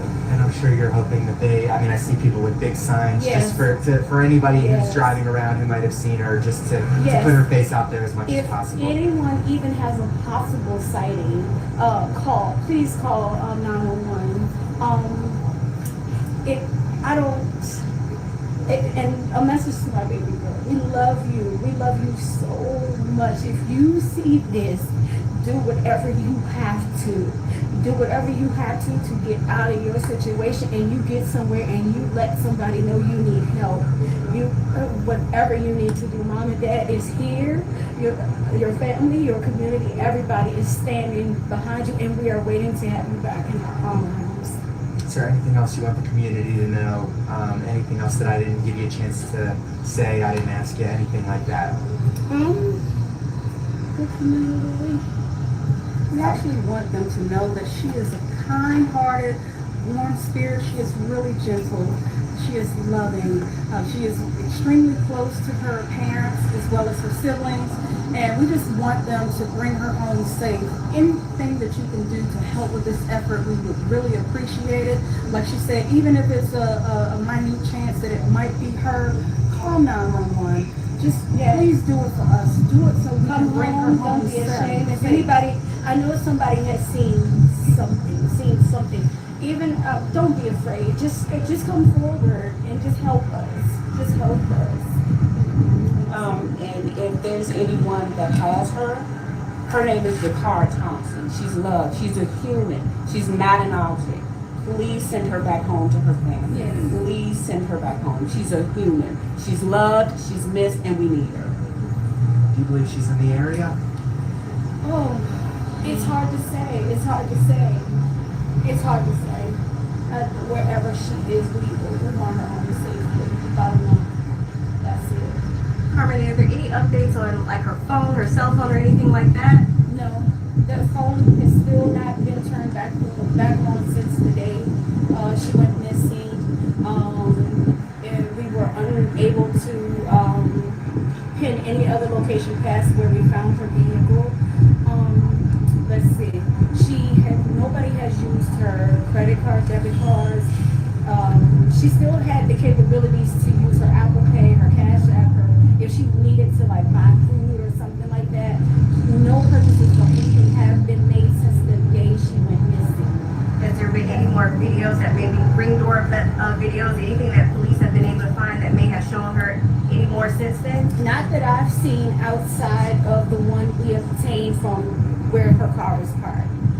But there are other people that have cameras, we haven't seen them. Some people haven't been as open, been wanting to open their doors and wanting to be involved.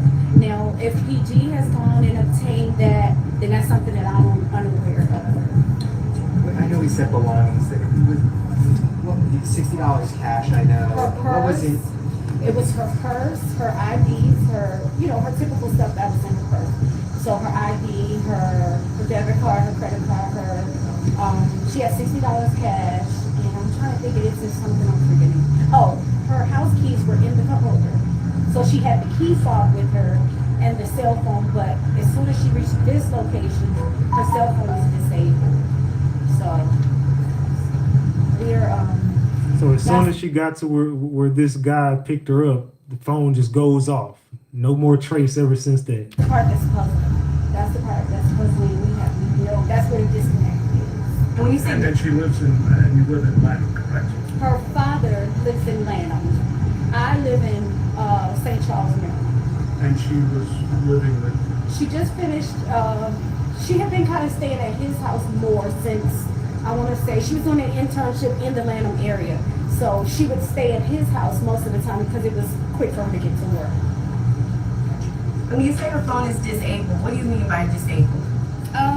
There's no activity at all. It was completely powered off, and I don't know, but I was unable to get it to locate it anyway. I went to the store. I did everything. I mean, to the AT&T store. I tried to reach out to Apple. Everything. We were unable to locate that phone. So if I'm hearing you correctly, she left absolutely everything in the car with the exception of the key fob that locks the thing and her telephone. But the phone was turned off shortly after. Yep. Whenever that video was, Yes. and that was 1:30 a.m. on Saturday. That video, is that right? Oh yes. Okay. Mm-hmm. As far as what we saw from that ring video, Understood. that's all we've seen. Well, that's all I've seen. I know you're here now. Is there anything else that you would I know that you didn't hear what they said, but just how you're feeling and any reflections and things that you'd like the community to know? Daddy don't want to talk. The daddy ain't trying to talk, so yeah, the dad is definitely, you can tell he going through it right now, man. Look like everybody was just going through it right now, man. So this is just sad, bro. Let's continue. Dacara Thompson update, breaking news, y'all. So they have said that on Sunday that they found a body, y'all, off of Route 50 in a grassy area in Arundel County, y'all. They are saying that the characteristics of this woman, because they did mention that as a woman, is similar to Dacara Thompson. But they don't know. This is the statement that they released just today. I am still hoping and praying that this body that they found is not of 19-year-old Dacara Thompson. I really am hoping and praying that this is not this baby girl, because at the end of the day, 19 is a baby to me. The autopsy on this woman that was found in that grassy area has not been confirmed yet, but I'm also knowing that it will be confirmed soon, and they will let the public know if that is Dacara Thompson. Jesus, Jesus, Jesus. And if it happens to not be her, I pray for the family of this woman, of the body that they found, because at the end of the day, that is still someone's child, sister, all the above. Keep the Dacara Thompson family in y'all prayers. Lift them up, y'all. And if, like I said, if this happens to not be the body of Dacara Thompson, make sure y'all lift the family up in prayers of the person, of the body that they found. Make sure y'all share this out. Y'all, this is a call of action. Yeah, but I think that we need the call to action to be all of the young girls need to start taking better care of themselves and watching their surroundings and stop living this fast life that all these girls are accustomed to right now. The Prince George's County Police Department has put out an update this afternoon on Dacara Thompson.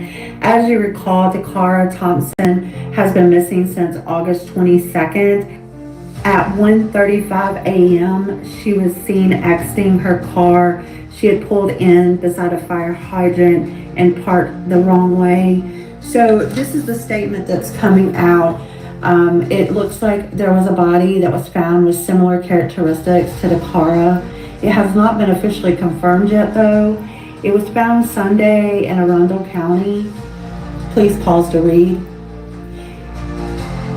The Maryland State Police was called out to an area eastbound of Route 50 in Annapolis with reports of a disabled vehicle. When they arrived, they found a young woman with similar characteristics laying unresponsive in the grass.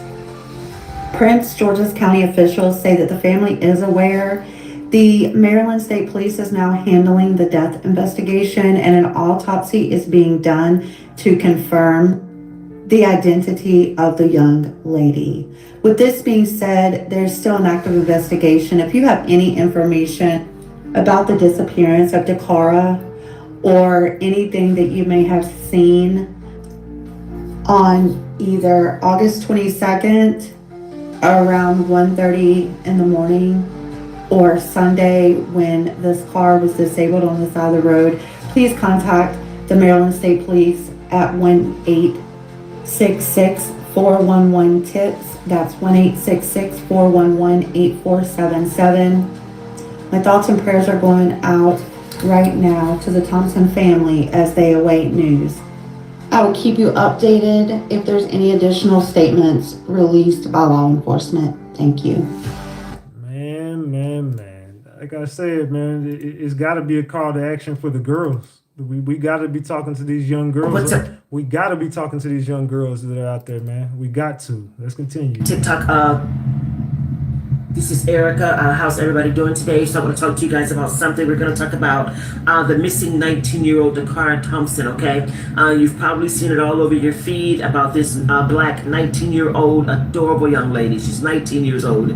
My youngest is 23, almost 24. So I understand what it would be like as a mother to lose my child, okay? To have my child, they're missing somewhere and not know what's happening.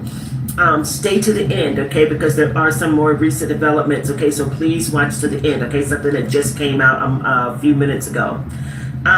Let's talk about what we know so far. Dacara Thompson was staying with her father for the summer, okay?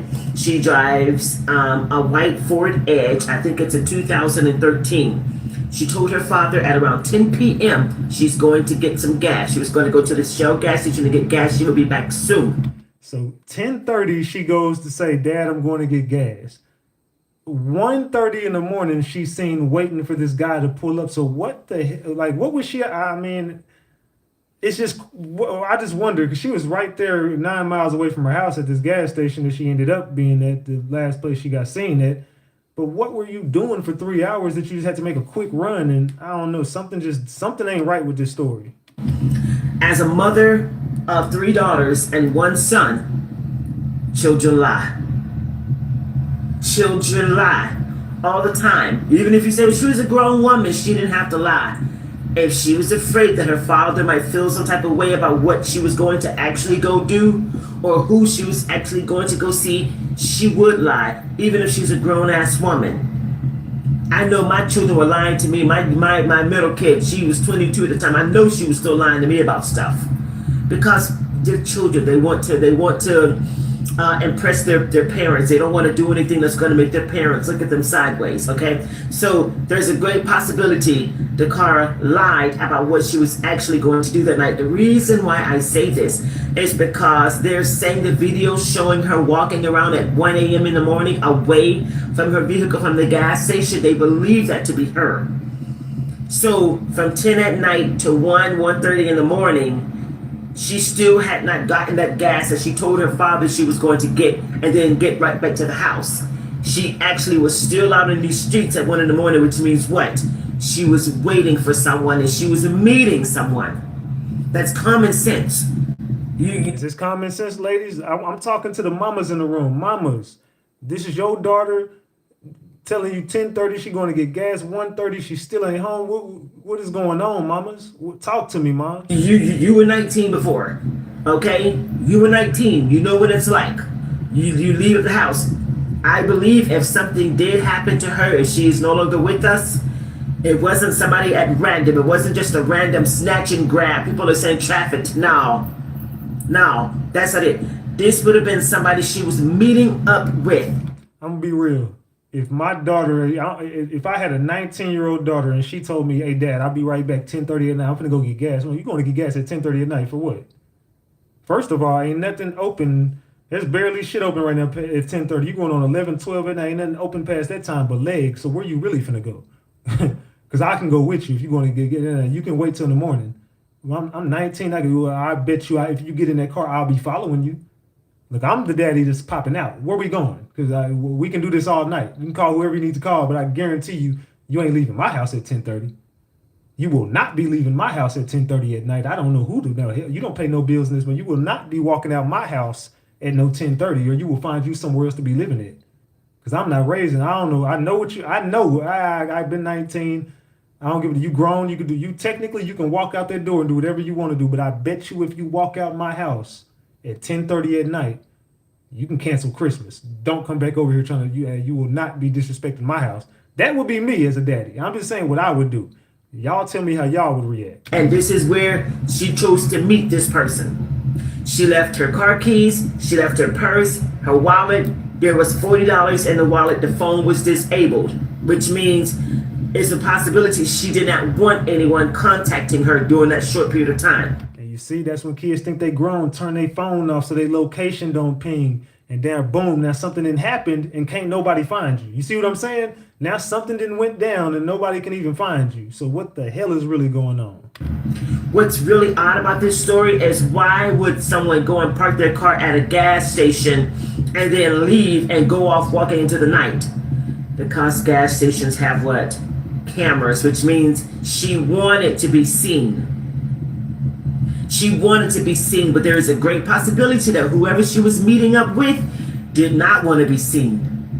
And so that's probably what could have led her to walk away from the car, because this person that was meeting her was saying, I don't want to be on camera. Listen, years ago, I was meeting this guy and I was riding my motorcycle. And I kind of knew him a little bit, but I didn't know him that well. So I made sure that everything I did was going to be caught on camera, was going to be caught in public. You understand what I'm saying? Making sure somebody could see me. So whoever this person was, if something ends up happening with Dacara, she knew this individual, and this individual was refraining from being seen by the cameras, which could explain her walking away. Like I just mentioned, they don't want to be seen. They already know how we women think. They already know how we operate. Okay? And her telling her father that she's leaving out of the house at 10 o'clock at night to go get gas, how much sense does that make? August 22nd, what day was that? Everybody knows it's common sense. You're a young lady, you're a woman, no matter what age you are, you don't go to a gas station at 10, 11 o'clock at night going to get gas. You get your gas early in the morning like everybody else does, because gas stations are so unsafe. She's 19, she's not stupid. She would know this. So there's a great possibility she was meeting with someone that night. I'm almost 90% sure she was meeting someone. This was her going out to meet some dude or meet somebody, and they didn't want to be seen on camera. That's why she walked off. If that is her on camera, nothing else makes sense. Now, leaving the wallet and things like that behind, that makes perfect sense. But let's talk about this right here. I mean, it makes perfect sense if you're just going to step out for just a moment. If you're just, okay, let me leave my car right here. I'm going to go step away for just a moment from the gas station for just a moment and go talk to this person across the street and tell them, yes, I'm here. I'm who you're looking for. What's up? Because I can always just go back, but I got my phone on me just in case I need to call someone, just in case I have an emergency or whatever. I got my phone just in case I have an emergency. I just met someone a couple of months ago. I met somebody out. It was pretty late. I took my phone with me, right? But I left everything else behind in the vehicle. My purse is in the vehicle, everything else is in the vehicle. But I took my phone just in case something happened and I needed to reach out and call someone. That's common sense. And I'm a 51-year-old woman. That's what I did. Everything was left safely in my vehicle. I don't know what's up with leaving y'all wallet and shit behind. I gotta carry all my shit with me everywhere I go. I can't leave nothing behind in my car. I took the keys and everything was left. I just took my phone with me. Now, as I got to know this person and meet up with this person, then I started taking my purse and everything else that but when I first met this individual, I only took my phone. That was my safety net to say if I need to call 911 just in case he do something stupid, I'll have my phone. Also, when the father allegedly, I believe he contacted her, I guess via text message, after she had said she's going to the gas station and she said what she was doing, I'll be home soon, that came through text. It is so unfortunate that dad didn't call. Not blaming dad, but it's unfortunate that dad did not call. Because that time... Someone said he told police he was at a nightclub to meet his ex, but never did. Denied involvement in the unaliving, then asked for a lawyer according to charging documents. Night text messages are not good. I would tell my kids, hey, after 9 o'clock, I need a phone call. Don't text me after 9 because anybody could take your phone and use your fingerprint. Anybody could take your phone after they harmed you and put it in front of your face and it's gonna unlock it. Unless you got one of them weird codes, one of them little weird little codes you put in with your thing. A number code or whatever. But if you got a fingerprint or a facial recognition, anybody can get inside of your phone. It's not hard to. So by the phone being disabled, which is what they're saying right now, we could go on a limb and say, well, maybe she wanted to get lost. Maybe she's, hemmed up somewhere in some bed with some young man somewhere like Carly Russell was. Y'all remember the black girl Carly Russell from Alabama? The hoax, the one that lied, the one that I called from the beginning and said she was lying her fucking ass off? Yeah. Unless we want to say, go down that route and say this girl is just an attention-seeking narc who wants everybody else searching for her. But there's a possibility that this girl is no longer with us. There's a possibility that she's gone. Let me tell you why. A body was just found. A body was just found that fits the description of this young lady. Yeah. Hold on, guys. Okay, guys, here we go. Thanks so much for joining us on WUSA 9 News and streaming us on WUSA 9 Plus. I'm Annie Yu. Dacara Thompson has been missing now for nearly 2 weeks, and tonight police are still searching for answers. Our Kelly Vaughn joining us live in Prince George's County with this new information. Kelly, what have we learned from police this afternoon? Well, police just gave us this update about an hour ago. They tell us that a body was found with similar characteristics to Dacara Thompson, though they won't go as far to officially confirm that it is her just yet. Now, they say that Maryland police found the body in Anne Arundel County on Sunday. Maryland State Police say that they were called to the area. It's an eastbound of Route 50 in Annapolis. That's where they were called with reports of a disabled vehicle. They said when Maryland State Police arrived, they found a young woman who was lying unresponsive in the grass and confirmed that to be the body. Now, 19-year-old Dacara Thompson, she did first disappear 12 days ago. She was last seen on August 22nd. Surveillance video showed her parking her car facing the wrong direction in front of a fire hydrant on Jasmine Terrace and then walking towards Riggs Road. Her family has since been searching for her, posting missing persons flyers. Prince George's County Executive Aisha Braveboy says they are in touch with Dakara's family and they do know about this development. She's someone's child, someone's baby. And so our heart goes out to her entire family. And we will, again, continue to work diligently to bring some resolution and information. Okay, guys. So you guys tell me what you think. I'm not sure if it's her or not, but leave your comments. And all we can do is hope for the best at this point in time. This is Erica. Stay tuned for the next video. Man. So again, she had a lot of good points in there. She definitely, obviously, was going to meet a dude. This was obviously something that her dad could have been more of a, I mean, I don't want to blame, but I just can only speak for myself. If I have a 19-year-old daughter that's living at my house, there's just no way you're just going to tell me I'm going out at 10. Because I'm be real, at 19, if I'm at my mama crib, my mama's not letting me go out at 10:30 at night, not in her house. She's going to say, if you leave, you better stay out there. That's exactly what my mama would have said. She'd be like, I'm not staying up all night. You're not getting the key to my damn house. Hell no. If you leave my house, you're locked out. I don't know how y'all mamas was. That's how my mama was. If you leave my house right now, don't come back home. That's exactly how my mama used to tell me. She's like, you're not getting the key? Nothing. I'm not staying up waiting on you. If you leave my house this late at night, you stand your ass out there. That's exactly what my mama used to tell me. Let's go. All right, you guys. So we are learning more information in the disappearance of 19-year-old Dacara Thompson. So Dacara actually lives with her dad. And her dad is saying that around 10 p.m. on August 22nd, Dacara told him that she was stepping out for a minute, but she'll be back. So her dad is saying that about an hour later, when she didn't return, he ended up texting her, asking her what she was okay because he was about to go to bed. And that is when Dacara texts back. She let her dad know she was okay and that she would be home soon. But y'all, Dacara never came. Later, I said I'm about to go to bed. I was just checking on you. she responded right away. I should be back as you come out. But after that, she not only didn't return, but she didn't answer any of their texts or calls. So this is when he contacted Dakara's mom. And when her mom hadn't seen her, that is when they knew something was wrong. So y'all, they did track her phone, but her location was off, but it did show them her last location. And that is when they found the car abandoned along Jasmine Terrace and Ridge Road. So her car was abandoned, but it was turned in the opposite direction as if it was going the wrong way.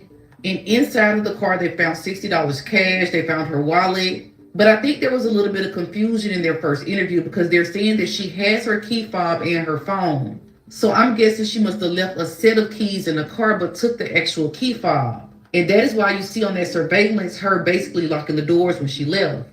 We want her home. We want her home. Now, y'all, in this surveillance, when Dacara gets out of her vehicle, she walks somewhere. Now, I don't know if she parked her car and then went and met somebody else, but that entire area needs to be studied. They need to be looking for surveillance up and down that street because they need to see if she went inside of a home or an apartment, or did she get inside of another car. Now, y'all, let me say this. In my last video, I saw a lot of comments about the dad. But I do not think the dad had anything to do with this. She is seen on surveillance getting out of her own vehicle, home. There is nobody else seen on that surveillance but her. The last text message to her dad said, hey, I'm getting gas. I'll be back soon. Now, in my opinion, I think Dacara went to meet up with somebody and something ended up happening. Because now we are going on past a week and she still hasn't been heard from. Now, you guys, if you have any information on the disappearance of 19-year-old Dacara Thompson, please contact police. I will keep you guys updated. Comment below and let me know your thoughts. See, like how she got off the car and on that camera, it just, something just, let me go back to this. Something just, I don't know, it's just weird right there at that point, man. It's just weird right there at that part where she gets out the car and goes missing right around here.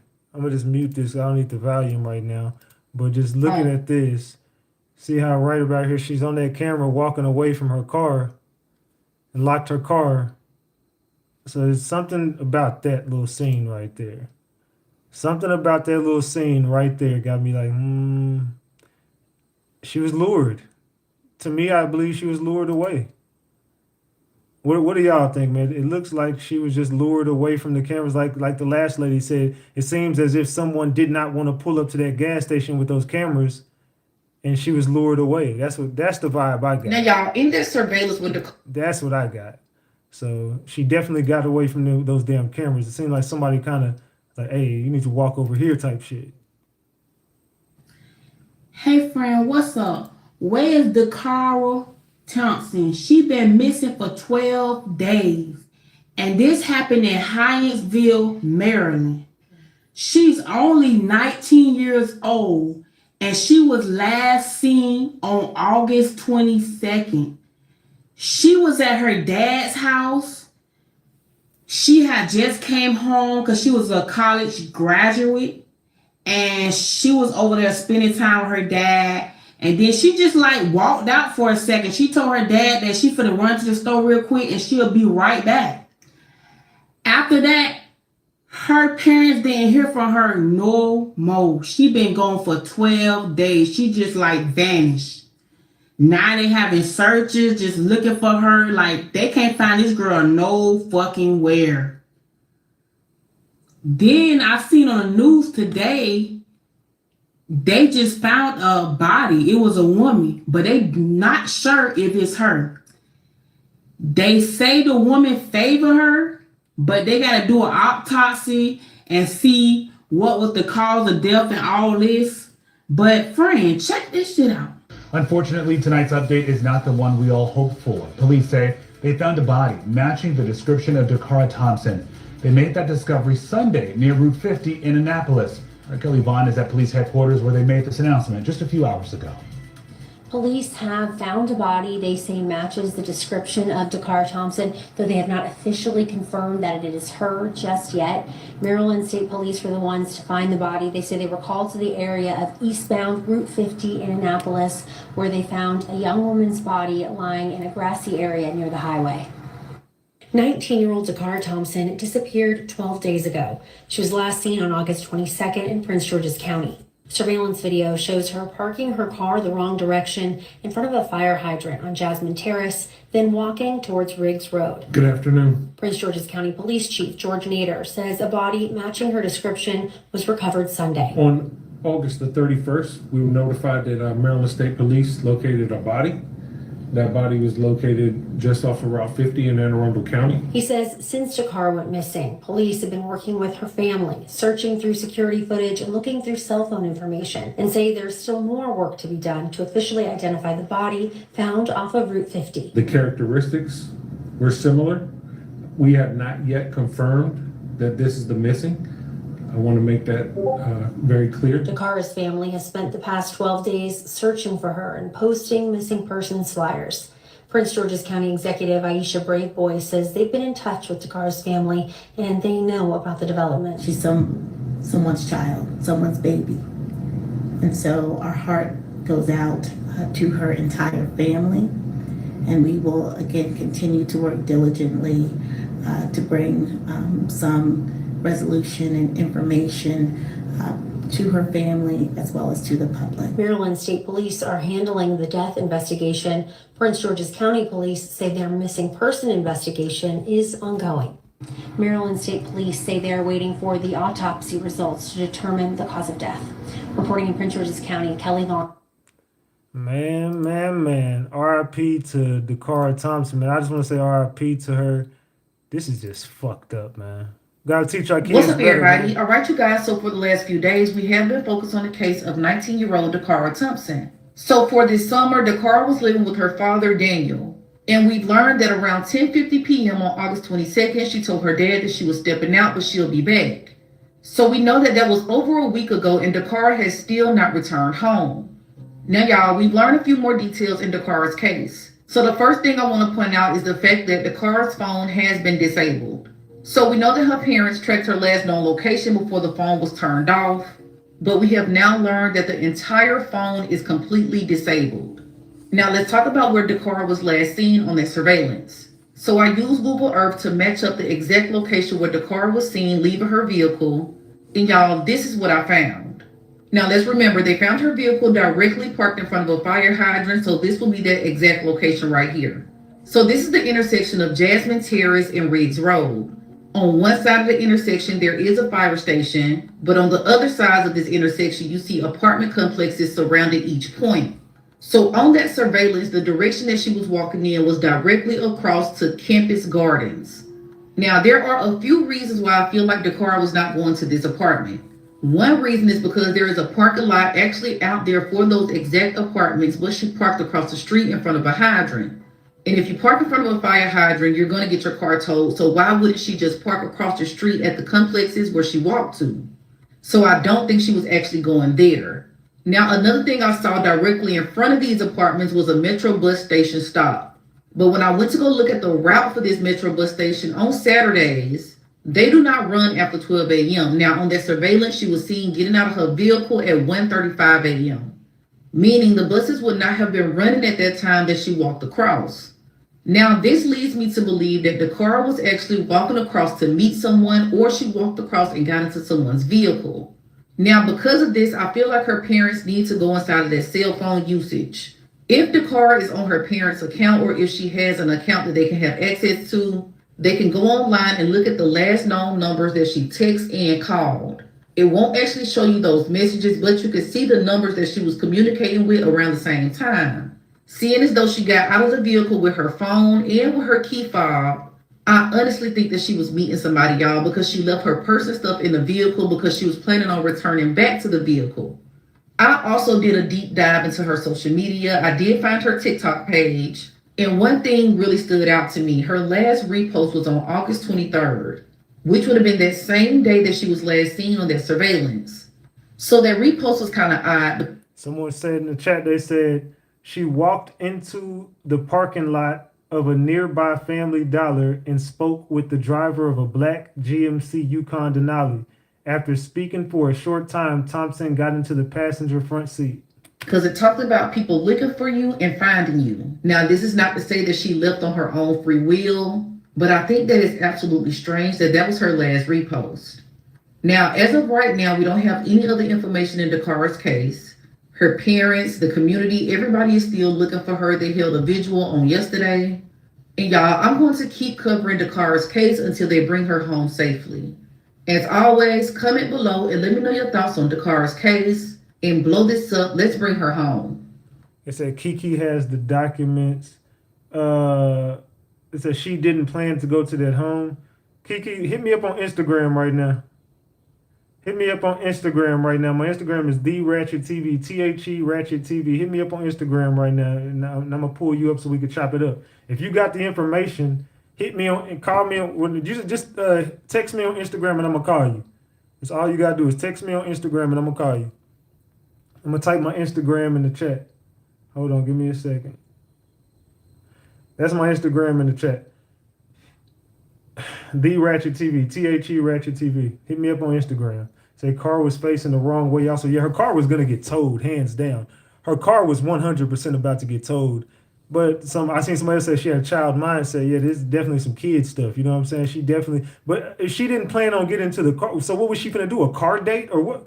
What was going on for her to get into that front passenger side of someone's vehicle at 1:30 in the morning at Family Dollar? You know what I'm saying? What was some the reason? might say she was saw in surveillance, but some saying that the surveillance was not 100% confirmed that it was her in that camera leaving the car and walking off at 1:30 a.m. It does fit her description, but they're not 100% sure that that was her. Wherever she walked off to at 1:30 in the morning in Hayesville, her parents did confirm that they don't have any relatives in that area and they don't know anybody who lives in that area or anyone that they know she's dating in that area. So they're not sure why she was there in the first place.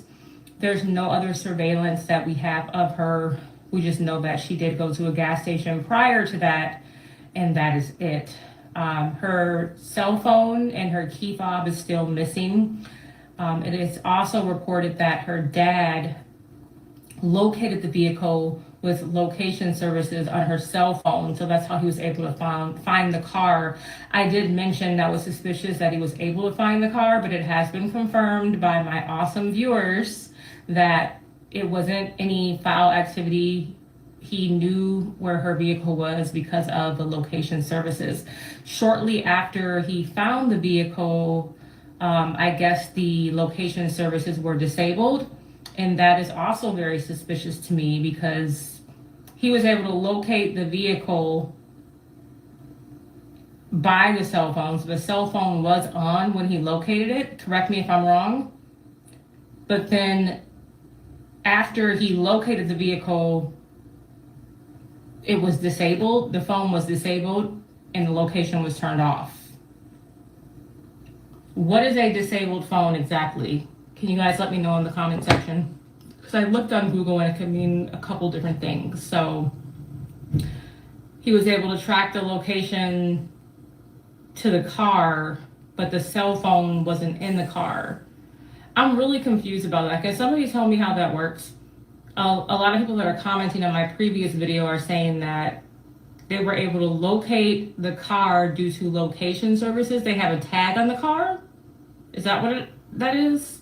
Or they were able to locate the car because of her cell phone was in the car, but her cell phone was not in the car. Only her purse and her wallet was in the car. Y'all, I may have missed something, and I'm only human. I do. So please, one plus one ain't adding up to 2 right now. Help me out in the comment section. I appreciate y'all and all the wonderful. Is she the only one that's confused, or are y'all also confused about this case? Let me know in the chat. Is she the only one confused, or are y'all also confused? Information that you add in the comment section. It really does help me out. Sometimes I'm missing information, and I appreciate your feedback, but I'm hoping and praying that this is not her body that they found. I have a bad feeling that it is, though, because they're saying it fits her description. Finding her body, hopefully they found her cell phone near the body, and they can get some evidence off of the cell phone data. And if it is her, I hope that they can get some evidence from her DNA on who did this and what happened, and we can persecute the person and put them in prison where they belong, if we can find them and get justice for Dacara if this body is in fact hers. Yeah, so a couple of things don't add up to me. When did she turn that phone off? Because how was she communicating with him, to meet him at this spot? Like, how were they communicating?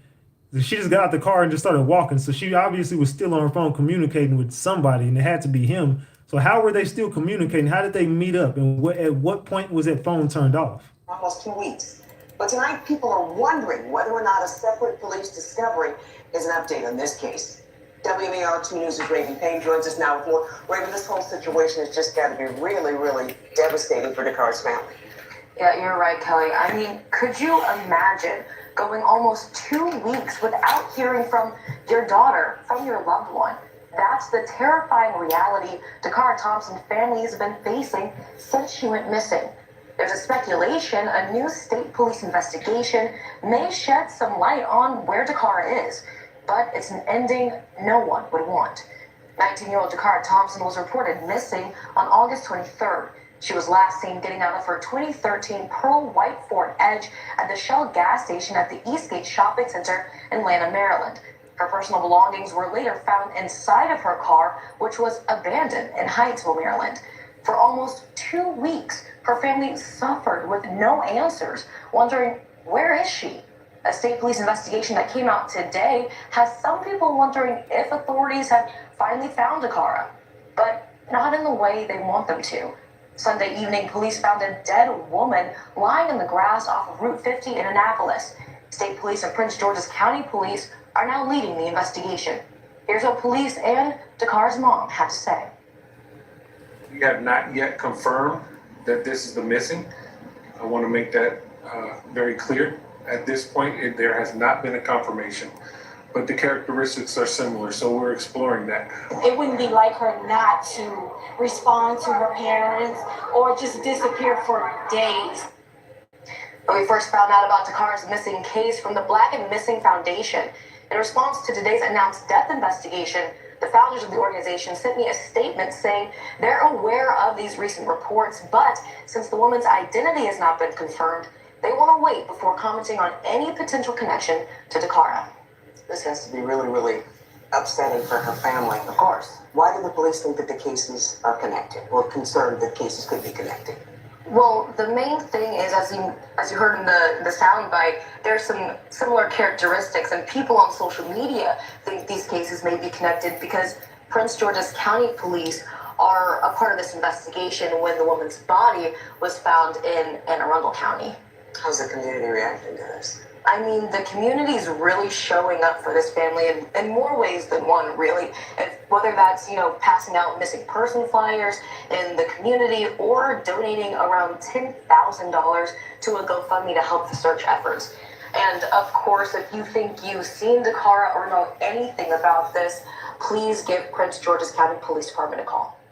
Salute to April for that $2. I appreciate you, April. It said, Faith, call in with what you know. You hit me up on Instagram. You already know how to reach me. Hit me up. If you got some information, hit me up on this. Good morning, everyone. So over the last few weeks, we have had 3 females go missing in the same county in Maryland, Prince George's County. We have 19-year-old Dacara Thompson, who we've talked about, 43-year-old Erica Perry, and we also have 37-year-old Santia Desier. Now, 19-year-old Dacara right here is said to have last been seen on August 22nd. However, video footage shows her on August 23rd in the early morning hours, parking her vehicle, walking away from her vehicle, and never returning. Prince George's County Police Department did provide an update yesterday evening saying that there was a female body found in a grassy area off Route 50 in Anne Arundel County on Sunday that closely matches the description of Dacara Thompson. And this area is about 30 to 45 minutes away from where Dacara was last seen. Now, Erica Perry right here, she was last seen on August 25th, 2025 in the area of 6200th block of Bellcrest Road in Hyattsville, Maryland. So all these ladies are going missing in the DMV area, right around the same area, same county. This is some interesting stuff, man. What is going on out there in the DMV area? Someone said, "Good evening, Ratchet and the gang. Hey guys, there it goes, pink and blue again. The mom favors Shanquella Robinson's mom and sister. Oh man, not another one. Old girl look like Shanquella. It's harvest time. It is harvest season." And it said, "Is the dad a M or is the mom a E, which would be a Mason or Eastern Star?" It says, "Something is not right at all. Hell yeah, Ratchet. You ain't grown till you paying the mortgage. No cap. I have a magic question. What mom is going to allow their teenage daughter to stay with their dad? Better yet, would make a teenage girl want to stay with their dad versus her mother? I'm just saying." Let's continue. And depending on how fast you're going, as well as traffic in the area, this is only about 5 to 9 minutes away from where Dacara Thompson was last seen parking her vehicle. Erica is said to be 5'6", about 200 pounds, with brown hair and brown eyes, and she also drives a white 2017 Toyota Camry with the license plate 6DK7385. Now, Santia Desier right here, she was last seen on September 2nd, 2025 in the area of the 52,000th block of 59th Avenue in Riverdale, Maryland. This is about 5 minutes away from where Erica Perry was last seen and about 10 to 15 minutes away from where Dacara was last seen. Santia was spotted in this area around 1 o'clock on the 2nd, and she was said to have been wearing a blue shirt with blue jeans. Santia is 5 foot tall. She is about 150 pounds with black hair and brown eyes. If anyone has any information pertaining to these 3 females' whereabouts, you're encouraged to contact the Prince George's County Police Department. Authorities have not confirmed if these 3 females' disappearances are related, but they are very close in proximity. And according to comments that I've been reading in local forums, there's been some weird situations happening with men in the area walking around the streets alone, targeting women and young females who are also alone. A woman on FB actually stated that she was walking around this area with her young child when she noticed that there was a man following what appeared to be a teenage female. She said that she ended up walking up to the teenage girl, putting her arm around her, and basically said to stay with her. She made it seem like she knew the teenage girl, and the guy ended up walking away. So if you're in this area, please be safe. If you have cameras on your house or apartment, if you have dash cam footage, please check that. And if you have any information pertaining to any of these 3 females' whereabouts, please contact authorities. Again, I will put their number in the description. I'll be sure to update you guys as information comes out, so make sure to follow. Man. The DMV area seems to be getting spicy out there. What's going on in the DMV, Some guys? that say she was saw in surveillance, but some saying that the Oh, my bad, I already played that one. My fault. Let's continue.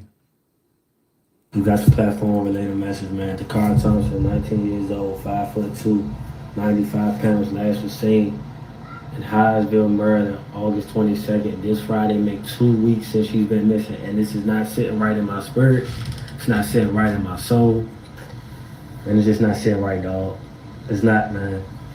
You know, I got so many questions, and I got so much anger built up around this situation because you gotta understand, I got a little sister myself, but put that to the side.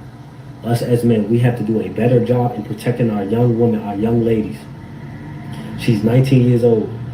She has nothing but life ahead of her. Her life just started. Her life just started. And 10 times out of 10, she put her trust in another man that she thought she could trust, that she thought she, you know what I'm saying, gave him the access to be able to grant him the control over her. That could be whether she went in another man in a dude car, she met up with a dude got in his car, or she met up with a dude in his house. It don't matter, right? But she let her guard down and granted him the ability to have control over the situation by giving him that trust, right? And that's not to say, not saying it in the sense of, oh, that's her fault. It's not. She don't deserve this, bro, right? So that I say that to rely back to the men. Men, you have to do better at being men. A lot of y'all niggas is not men. Lord forgive me for my language, dog. But this is really irritating me, bro, because I don't know her at all. But she's a young, beautiful, black young lady, dog. Her life just started. Like, she don't deserve this, bro. She don't deserve this. Her parents don't deserve this, right? Nobody deserves this. And let me address this, right? Because I did my research on this situation, and there's so many inconsistencies on this story. But let me address this specifically. I read some comments on some of these videos that pertain to her, and I see people trying to accuse the father. First thing first, y'all are worried about the wrong things rather than finding her first, right? Y'all already jumping to conclusions of the conclusion of the situation when there's no conclusion yet. It's still open. They're still trying to find her. So y'all jumping to conclusions saying, "Oh, the father got something to do with it." Y'all are so ignorant and lost. Y'all are frying. Some of y'all don't even deserve to have access to the internet because y'all just say anything that comes off the mind that don't even be your own thoughts. Y'all always be negative, bruh. And let me address this too, right? Why every time something pertaining to someone missing, whether it's man or woman, it's not even no specific gender, when somebody is missing, why do y'all wait so long to give it the national exposure that it deserves? When somebody is reported missing, y'all should be on that car the next day. Why now? 2 weeks. Now she's getting the national exposure that she deserves around her being missing. Yeah, I'm not saying they wasn't talking about her, but now she's getting the exact attention she needed from when it first happened. Because when all of this attention that she's getting now, when you put that on it, when you get on that car fast, you put the intensity on the situation more. So with doing that, it makes it easier for people to get on board with trying to find her and take it more serious. Y'all already don't take it serious when people go missing. Y'all don't, because y'all don't care. Y'all only care about yourself. I don't know this one from a can of paint, but this made me so unsettled. This made me so uncomfortable. I got emotional even going to the depths of this situation, bro. Watching that video, get out that car, dog. And again, I'm from DC, so I don't really know too much of the area that she was in I see a lot of people saying in her pictures they see two different faces. I'm telling you, there's something very Shanquella-like. There's something like the Felicia Johnson case. There's like a mystery around this case that just doesn't make sense to me. Something about this case just doesn't make sense to me. When the area she was in when the situation happened, but regardless, bro, it made me feel some type of way. Like I'm very unsettled as a man, dog. Like I got women. Hey, Faith, is that you texting me from that other number that I was reading the messages from? Is that you texting me? Because if so, once I'm done with the videos, I will give you a call if you want to talk. Cousins, I got female cousins, a lot of them. I got a little sister, man. I got big sisters. I got my mom. I got my aunts, bro. And I just can't imagine. Not even to make this about myself, but just to give y'all a little bit of perspective. Like, as a man, this make me feel unsettled, bro. Because if any woman in my family come up missing, I'm crashing. I'm distraught, bro. Like I can't sleep. I cannot sleep until I find them. I can't. Okay, I'm gonna call you when I'm done with the video portion of the show. And this is all going pointed back to a man. 10 times out of 10, she put her trust in another man. That's why I say you niggas need to tighten up. We need to do a better job at protecting our women, bro. All right, well, text me on the gram so I know what your Instagram is. Y'all take advantage of these young women and women in general that you know they putting their trust in you. And you know they putting their trust in you, so you know you got the ability to do whatever it is you want to do. Y'all fry me, dog. Y'all fry me. And it ain't enough urgency to try to find her now. You know what I'm saying? It ain't enough urgency to me. It should be more. If you got a platform, spread on your platform. That's another thing. Y'all irritate me with that too. Because y'all think y'all too big to just repost a missing report on somebody. Because you don't want to put it on your platform. Who is you? But when you go missing, you want somebody to repost your missing report, right? So long story short, not even to make this a big, make this a big little video, but it is a big video. We need to find her, dog. We need to find her. And I'm praying for her every single day. Because I just can't imagine, dog. I can't imagine what she's going through right now. And I'm really praying, God, please send your angels to surround her. Please expose the doctor. I'm glad I heard that ice cream truck right there. Can anybody tell me, is it still going on in, what was it, the Detroit area where are the ice cream trucks still coming around late at night and missing kids are still going there? I want to know, is that, because people have been telling me to cover that as well. I want to know, is that still going on? Let me know in the chat. And it's that they want to keep under the tunnel. Bring it to the light. Expose it. Bring it up. Please bring her safe and soundly to her parents. Bring her back to where she deserves to be at, which is home. She don't deserve to be under this scrutiny. She doesn't deserve to be under this discombobulation that she's in. This uncomfortability. this oversaturation of negativity. Y'all already jumping to conclusions and don't even know the result of the situation. Y'all already jumping to things. Y'all already coming to conclusions. Y'all don't even know nothing. A lot of y'all not even doing y'all research. Y'all just hit a name and y'all just say, oh, well, the father got something to do with it. How the hell you know the father got something to do with it? Y'all just be talking, man. Y'all really starting to irritate me on this internet. This is why I be trying to get off of this, bro. Cause y'all really make me mad, bro. Y'all need to focus on finding her, making sure she get home safely, bro. Her life just started, bro. And I don't care. I talk about God, but I also talk about what's really going on, what need to be spoken. She need, bro. Ah, man. It's not saying right with me, dog. It's not saying right with me, bro. And I did my research on her social medias, and like, bro, she don't seem like she be doing anything. Those are your book by its cover, man. I'm not trying to hear none of that, bro. You can tell when somebody really don't be in nothing for real, bro. She be, bro, like, it's wicked, bro. It's wicked to me, man. It's wicked how somebody could just, bro, just pray, man. Just pray. Everybody drop a prayer. Everybody just pray for her, bro. I'm just using my platform the way I need to use it. I don't care about no views. I don't care about no likes. I don't care about none of this, bro. God could take all this away. I'm still gonna speak what I need to speak on. She need to be found now, bro. So it's a frustrated gentleman out there, man. I do agree with him, though, is men need to start being men. Men need to start being men and taking care of the women. I'm saying, I always go back to this quote. Tupac said, we're going to have a race of babies that hate the ladies that make the babies. So, man, keep your head up, man. Tupac was way before his time. He was just a little kid talking to us about it. He was a young ass nigga talking to us, giving us game. Tupac was young, but we definitely could have learned a lot from Tupac, and he definitely told us what was going to go on in this generation. So, because men don't respect women at all anymore, and it's sad. Women don't respect men either. It's just it's like we got a never-ending cycle of just disrespect. It's to the point now where people don't even date. They just fuck around and go to the next, into the next, into the next. But let's continue. Hey everybody. All right, you guys. So we have a missing persons case coming out of Lanham, Maryland. 19-year-old Dacara Thompson has not been seen since August 22nd, which will be a week today. Last Friday, Dacara left her home around 10 p.m. and she told her dad that she'll be back. But Dacara never returned. So she drove the 2013 Ford Edge and it was pearl white. And she could be seen exiting her vehicle at a Shell gas station on the 22nd by the Eastgate Shopping Center. Now, after this, we really don't know what took place because Dacara never came home. Now, at some point in time, her parents, they get worried and they track her phone. And that is when they find Dakara's vehicle abandoned in Hyattville. So from what her parents are saying, they found all of her belongings inside of this vehicle. They found her wallet, they found her keys, and they found $60 in cash. Called her. She didn't answer.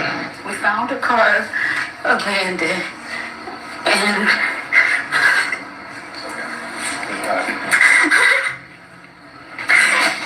we found her belongings in the car. So I don't know. The only thing she has with her was her phone. Now, other than this, we have no other information on the whereabouts of Dacara. There has been no communication from her. We don't know if she was going to meet somebody. And you have to understand, this is now a week that she has not been seen or heard from. So this case takes place in Lanham and in Hyattville. So if you have any information on the disappearance of Dacara Thompson, please contact police.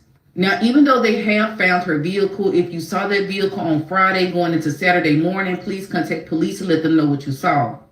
Now, you guys, as always, please blow this up, share this. Let's bring Dacara home. Man, unfortunately, she ain't going to be able to come home. It's unfortunate, but like I said, we go back and see how this case all came together, man. We already did the update, but it's all about going back and showing how this was put together, man. The young woman found near Annapolis is 19-year-old Dacara Thompson from Prince George's County.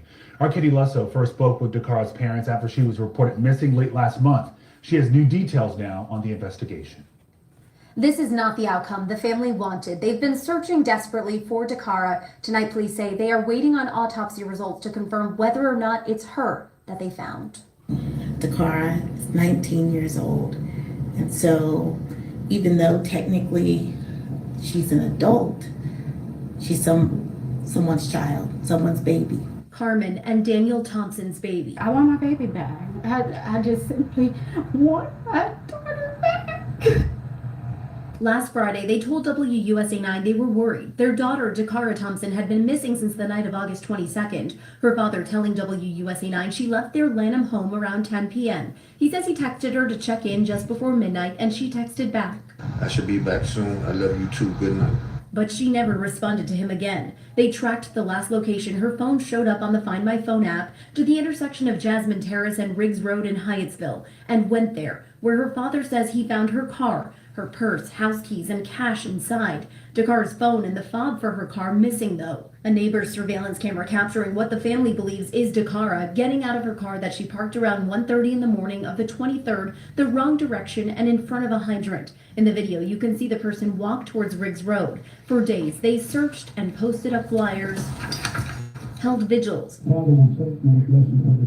and prayed, hoping their daughter would return. Wednesday afternoon, We really searched hard for Dacara. an update from police that a body was found along Route 50 in Anne Arundel County, Maryland on Sunday. The characteristics were similar. We have not yet confirmed that this is the missing. I want to make that very clear. At this point, there has not been a confirmation, but the characteristics are similar, so we're exploring that. Now, police tell us this is all still an active investigation. They are going through video and also waiting on cell phone subpoena records. But if you have any information about Dacara Thompson, they want to hear from you. I'm Katie Lusso, back to you.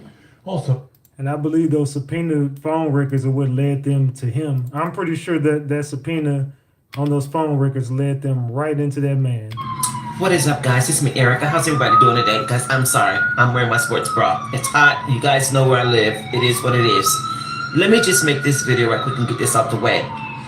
To, what's her name? Shannon. I think your name's Shannon. You just came on my page and you left a comment and you said she was not found. She was not at a gas station. She was at a apartment complex.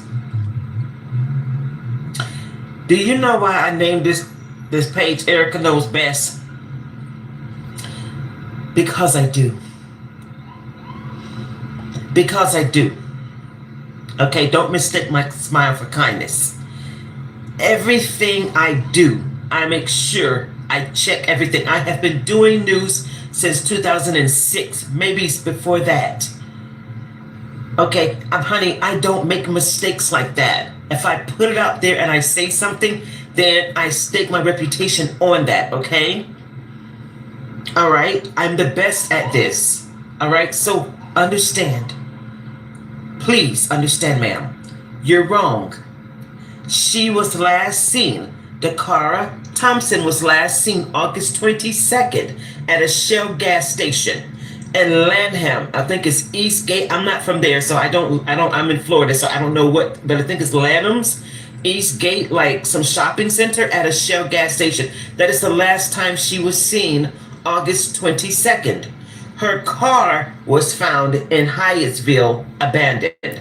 Those are not the same things, ma'am. Finding her car is not finding her. Finding her car is finding her car. Seeing her is seeing her. Now, did you see her in Hyattsville at an apartment complex? The one where they said her car was parked in reverse, like by a fire hydrant. Did you personally see her? Do you know anyone that did see her? Because I have not seen that on the news. The news is reporting that she was last seen in Lanham at the Shell gas station. And that's where they have the video of what they believe is her at between 1 o'clock and 1:30 in the morning. Okay, so I'm not going by feelings, sweetheart. I'm going by what the news is reporting. Now, unless you have a more credible source than me, shut your mouth. Don't come on my page and try to discredit me. Okay? Now, when I get involved in these stories, I'm involved in these stories to try to help. But when you come on my page and you say, oh, she was not, you try to make me out to be a liar. I cannot have that. Now, anybody can go and read up and find out where they said this girl was seen. What we're waiting on now, as patiently as we can, is to find out whether this body was hers or whether it's the body of this 43-year-old named Erica Perry, who is also missing. who I'm gonna have to more than likely go and do a story on her, missing from the same area. Erica Perry, 43 years old, went missing, I believe, August 25th. And Dacara Thompson went missing on August 22nd. So this is why people are saying there may be some type of, serial, thing happening in that community or whatever. I'm not sure. Like I said, I'm not local, so I don't know local news. I picked this story up because it's what I do, and it had gained a lot of momentum, and nothing had been answered yet. So I said, let me do it and see what's happening with it, and because obviously, it's sad that this young lady went missing like that. But don't spread false information just because you want to be right. I don't need to be right. I need to give the information. Okay, so to make sure that people know who you're dealing with. Okay, I'm Erica Courtney. I don't make those kind of mistakes. If I put it out there, then I'm talking about what I know. If I don't know, I'll say I think. The news is saying this is where she was last seen, which means they see her on camera. Okay? All right. If you guys got anything I want to add to this video, leave your comments in the comment section. And don't forget to like, share, repost, all that good stuff. And follow and stay tuned for the next video. Yeah, somebody got her pissed off. Somebody got her pissed the fuck off. Let's continue. Okay, so I have some important information for my DMV residents, particularly my ladies, the females of all ages, Black. In the last 2 weeks, we've had 3 disappearances of Black women. The first one is Dacara Thompson, who you guys probably heard about. She was 19 years old. She went missing August 22nd, and she'll actually be the first one to go missing in the area. Then secondly, we have Erica Perry, who was 43, and she went missing August 25th. And then we have Santia Desir, who she's 37, and she went missing as well. So they all went missing in Hyattsville, Maryland in the last 2 weeks, like I said. Dacara and Erica, which are the first two in the picture behind me, they both have white cars. And they were last seen driving their cars, or the car was parked in her car. And it said on the missing person flyer for Santia that she was last seen around 1 p.m. in Hyattsville, 59th Avenue. I had did a brief video about the car on my personal page earlier this morning before I knew about who got the identities of the other 2 women, which is Erica and Santia. But yeah, now I'm gonna stick with it. It's definitely a serial killer on the loose in PG County, particularly Hyattsville, Maryland. But again, we're all toe to toe in the DMV. Like, the car body was found going towards Baltimore. The other 2 young ladies' bodies have not been found yet, but PG needs to be looking on the highways up and down both ways. And this is kind of one thing I hate about police departments when it comes to stuff like this, because it's very evident, like, we don't have evidence, but it's very evident that a serial killer is on the loose. Like, these are all older women. The car, yes, is 19, but she's not grade school. So again, these are all older women who will run away for what? So they're missing. They have been taken against their will. It doesn't make sense. They're missing, and it's a serial killer who has them. I pray that we can find Erica and Santia alive. But this is all a lot. Like I said, I made a video this morning about the car, but I didn't know any other information about the other 2. And so the coworker came to me with the names, so I was able to look them up. And then the fact that,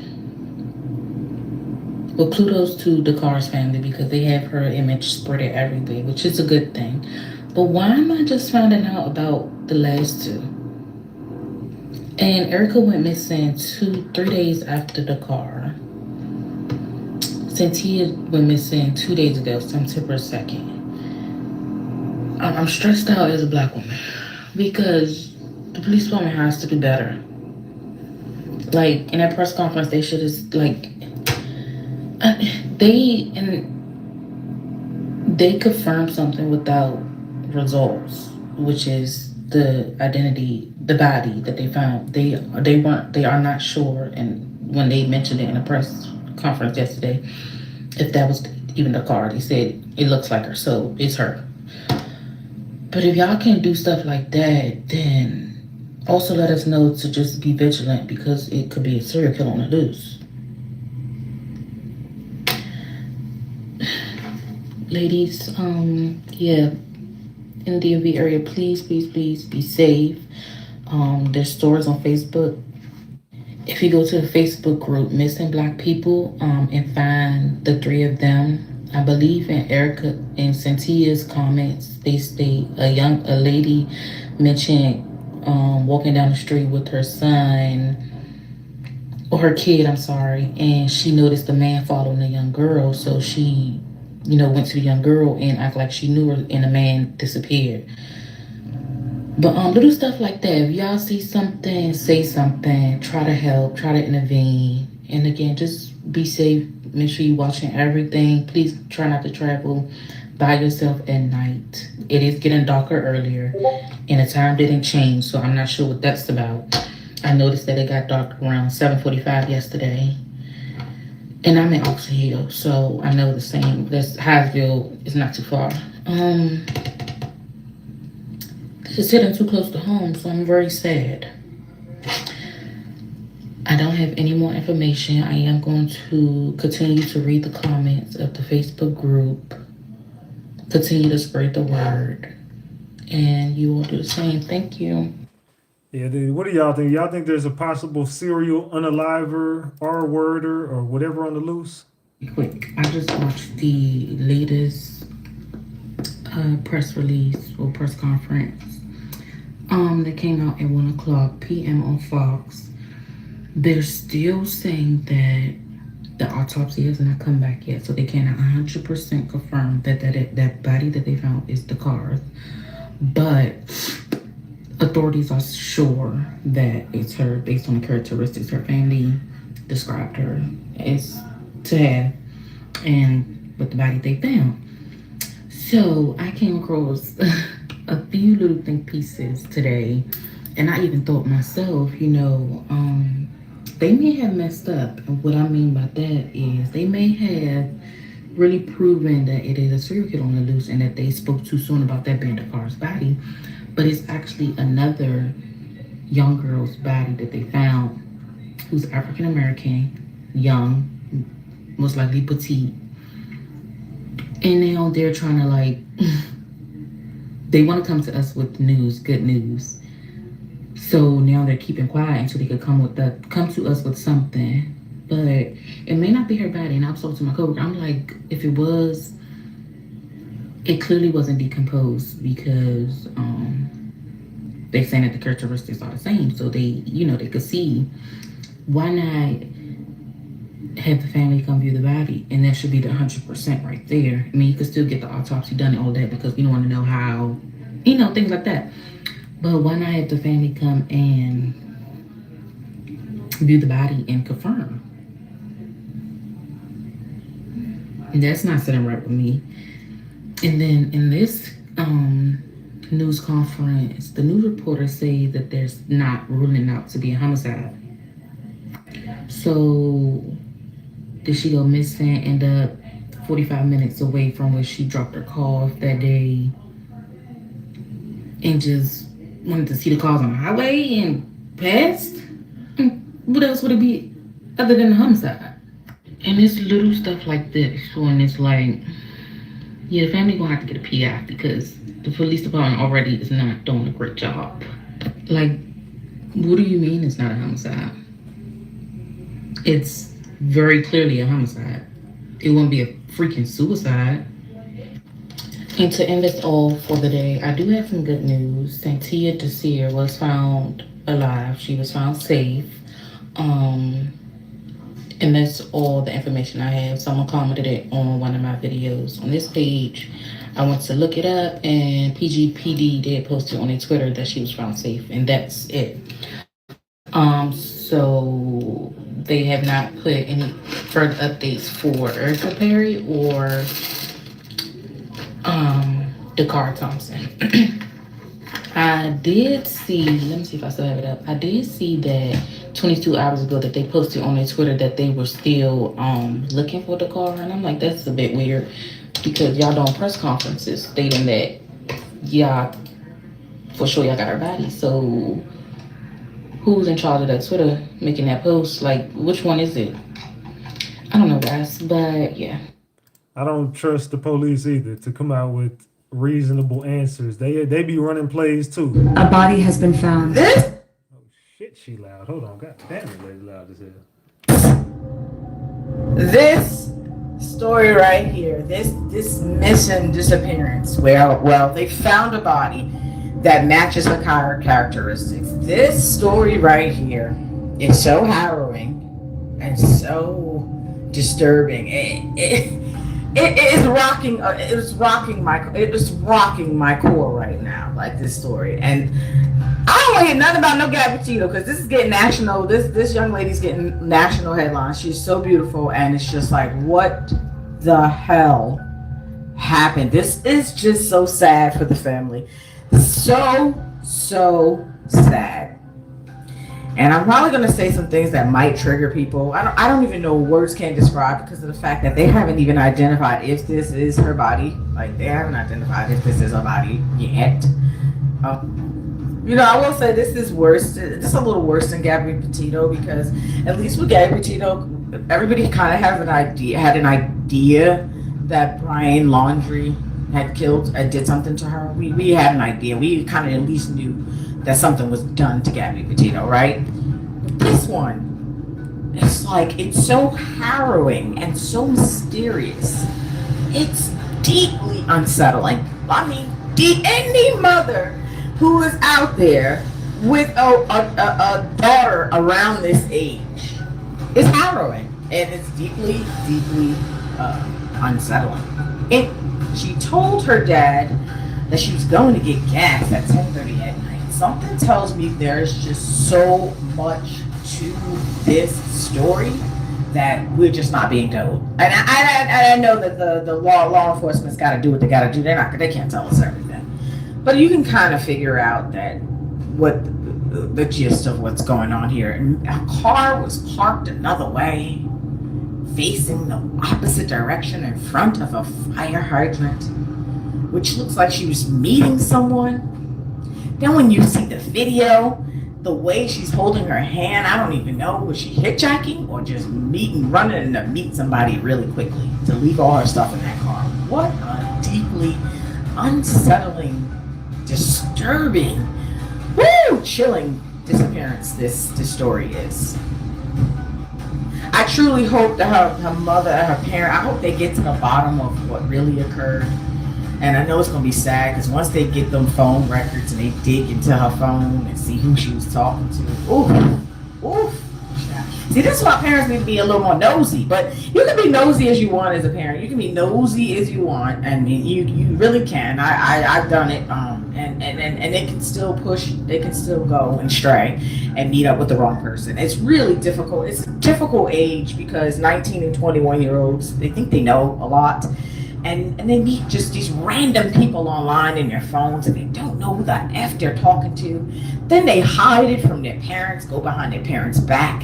Trust me, I'm speaking from experience. They go behind their parents' back. They think they're meeting somebody that's nice. They don't know who the hell is on the other side of that goddamn phone.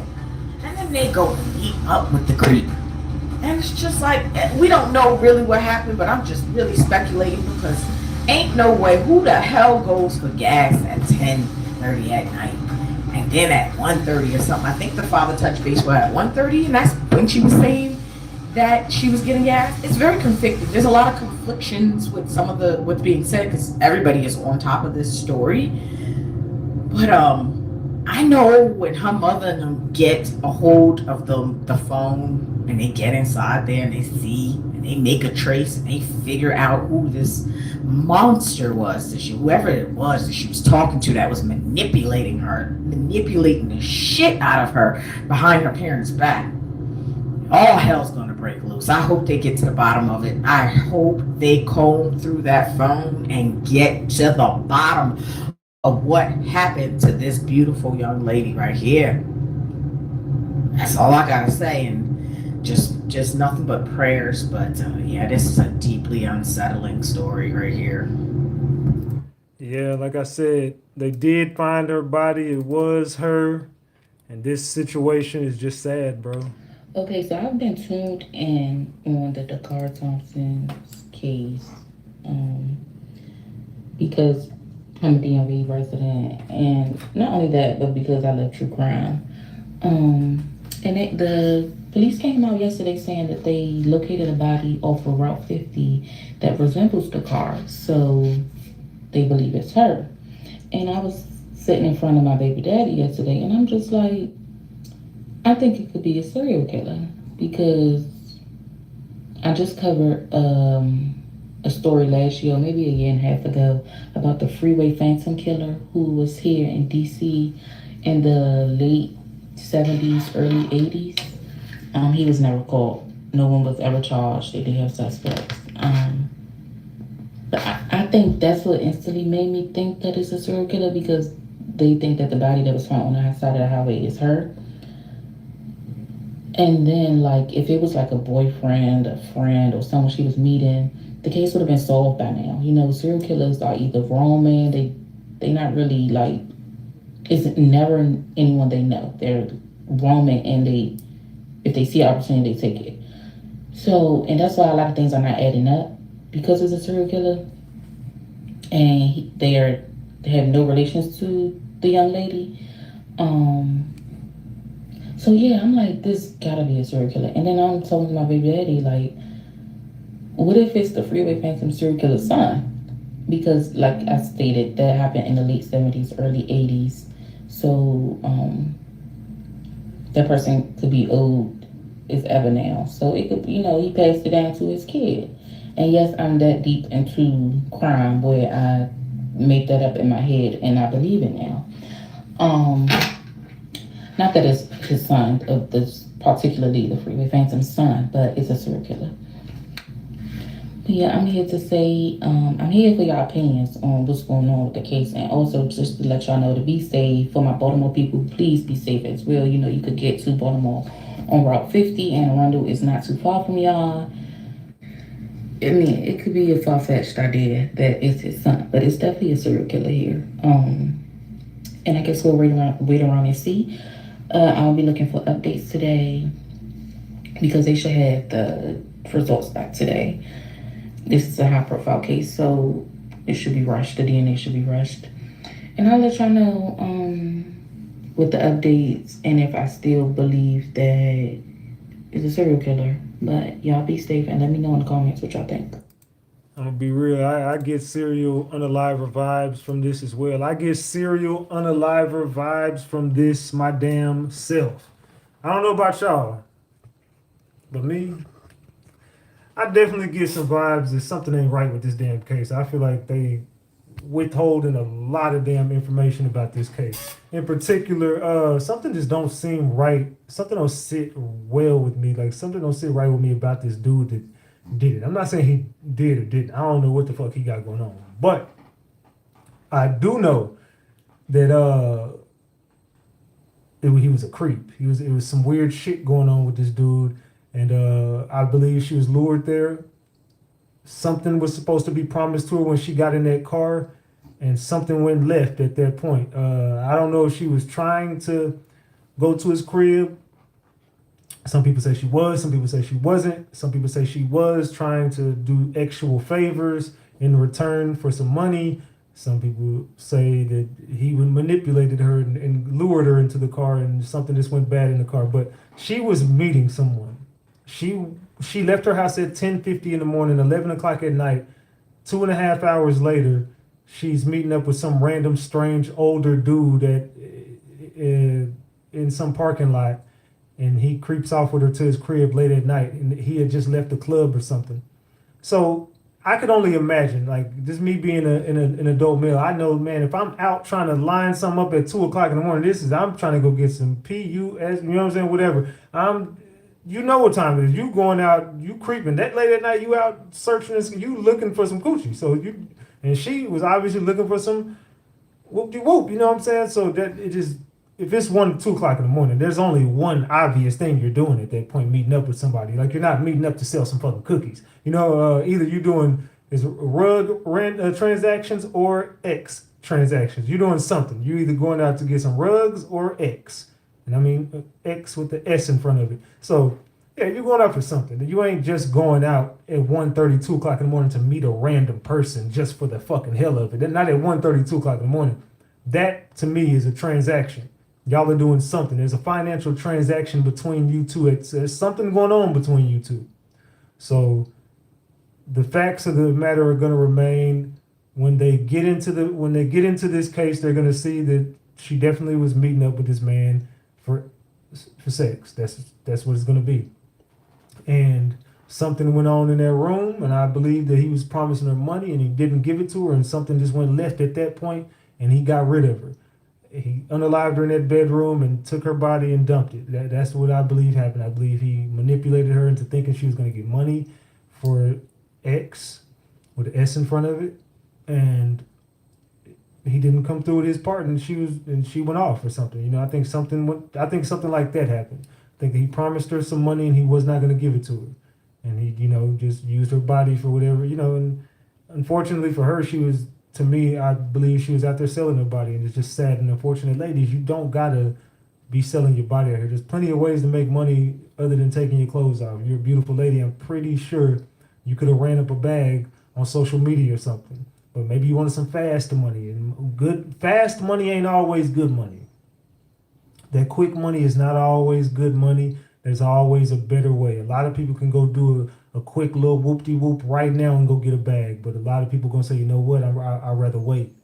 I'd rather God bless me than me go out here and try to get this on my own and fuck up and end up in jail or dead or something, you know? So something we got to teach our kids, man. We got some hard-headed kids out there that ain't going to listen to us anyway, but somehow, some way, we got to drill it into their motherfucking brains, man. We ain't friends. We ain't enemies. We are family. You know, I'm your daddy, your mama, whatever, and you are my son, my daughter, whatever. And you got to keep the game like that. You can't be out here trying to be friends with your kids. You got to learn how to be a parent and stick to being a parent. That fun shit, that it ain't time for that right now. We ain't that point in life right now. You're 19. You're still my kid. I got to raise you. Maybe when you get 25, 30, then we could, you know what I'm saying, work on that other part of life. On this side of life, you got to get it together. We ain't friends. Maybe later in life, when they hit 30, 40, they got kids, you or your grandkids come around. Now y'all can be, you ain't got to parent them no more. Now you can be more of a friend to your kid at that point. But while your kid is a kid, you keep them a kid, not your friend. This ain't that part of life right now. We got business to take care of. I got to get you on the right path before something happened to me and you be fucked up out here. So let me get you on the right path. And then once you get on that right path, then we can sit down and, you know what I'm saying, chop it up and be cool. Right now, nah. You ain't nowhere near at that point in life where I could sit down and take my hands off you yet. Nah, not yet. Not yet. So let's just keep that a big old buck, man. This person just keep texting me over. I don't even know who this is. It's not happening. Someone. I have to talk to you later. I'm live right now. You text me. I don't know who that is texting me. I thought that was Faith, but it ain't her. She said she was hitting me up, but I don't see her hitting me up on shit. So I have no idea who that is texting me. Oh, this is Faith. Okay, salute, Faith. Faith just hit me up. Did you want me to hit you up, Faith? Let me see if Faith wanted to, because I think she had something that she wanted to say. Let me see. I think Faith had something that she wanted to say to you, I think. Let me see if Faith wanted to. What's good? You can hear me? Yeah, hey honey bun. What's going on? Look, I man, I called the people. The people were acting so strange. The people was laughing and everything. All right, I recorded it, but I don't want to get my license thing. I'm gonna leak something to you, but this case is fake. You said the case is fake? 100% fake. Elaborate on that. Okay, the man, when I called, they add more pictures to this. They add more pictures. Cause they only got one picture of this man. Not even in a this not even a good mug shot of. Remember they said they just arrested him, right? Mm-hmm. No mug shot, none of that. So you know how they tricked us? Spell his name different. How they got it in the order? You got to spell it like different, and however you spell it, it's gonna still come up to his name. But there's more stuff I could tell you though. But I know you don't tell nobody nothing. And Ratchet, I am so proud of you because your third eye, you already was feeling it. You remember when I've been in the sector since more 3. I was comedian at first. You remember when me and you caught when they had that other girl and the police like, yeah, we staged it. You don't remember me and you caught it? Yeah. Time with that other case? Yeah. Okay. Did she leave the phone? It's too much a thing. And a 2013, you is not gonna have no GPS on a 2013. That's all coded. I see what you're saying. Freemason. Mm-hmm. And they know more 3. They watching. They know this big case coming up. Trump signing all kind of stuff. The man that ran for president, he's running now. His name's Shiva. Look him up, and I can see the documents. I am one of his electors. He ran for president independent, and he ran, and I am. He's on YouTube. I am one of his electors, and I can send out all to you. So I know big things. That's why I know about Trump. I know some stuff that I'm gonna sneak to you because I know you ain't gonna tell nobody. But I'm happy for you. I'm so happy. And God has so much of blessings. But there's a couple of more people that you need to get away from you. And God's showing you. Facts, you right. I'm talking about minds and everything. You hear me? Mm-hmm. Hear me out. Because people, they don't understand you now. You got your third eye all the way open. We chosen, Ratchet. We chosen. Facts. And you know more about that case. And I know more about that case too. And they got a lot of people involved in more 3 case. Facts. And you try to tell Cole Gotti. I try to talk talking to Cole Gotti. And this light that I have, right? I promise you, right? Ratchet, I don't want to say it right like that, but I promise you that light. And then when I sent it to Cole Gotti, it was about more 3. More 3 had things come to me like that. I born with this gift. Say you're around the same females that snaked me. And look what happened. And look what I heard a little bit of your stuff today, just a little bit, but I already had told it to him. I understand. Ain't that crazy? I know, man, but you know, we talking about a whole other case. You talking about more 3 of them. No, but I be proud. I'm sorry. All right, but yeah, we're talking the back end. We're talking the back end. Wait, you got me on live? Yes, I'm live right now. You know, oh my God. You know I'm on live right now. But no, I'm sorry, but I did speak to the people, and they was acting, they was laughing and all that. But this case is 100% not real. All right, I appreciate you. Hit me up on the back end with the information. All right, bro. All right, salute. I mean, you know damn well I'm on live. You watching me. The fuck you mean? You got me on live right now. You know damn well I'm live right now. What the hell are you talking about? Crazy lady? Talking about you got me on. I just said I'm gonna call you when I'm done with the video portion of the show. The hell? What the hell? What the hell? What the hell? Man. She over talking about Mo 3 and some more stuff. Yeah, hit me up on the back end. Listen, she drinking. I don't know what it is, but it's loose. I don't know what it is, but it's loose. Ratchet Gang. Oh, Ratchet Gang. Man. What another great episode of Ratchet TV that we got to see here tonight. I want to know, what did y'all think about this content tonight, man? This is a different case. I also do want to cover those ice cream trucks too. I seen some people been hitting me up about that. I was trying to figure out was that still going on, because I still want to do a story on those ice cream trucks out there in the Detroit area too as well. So I think I'm definitely going to be covering that. Maybe tomorrow night I'll cover that.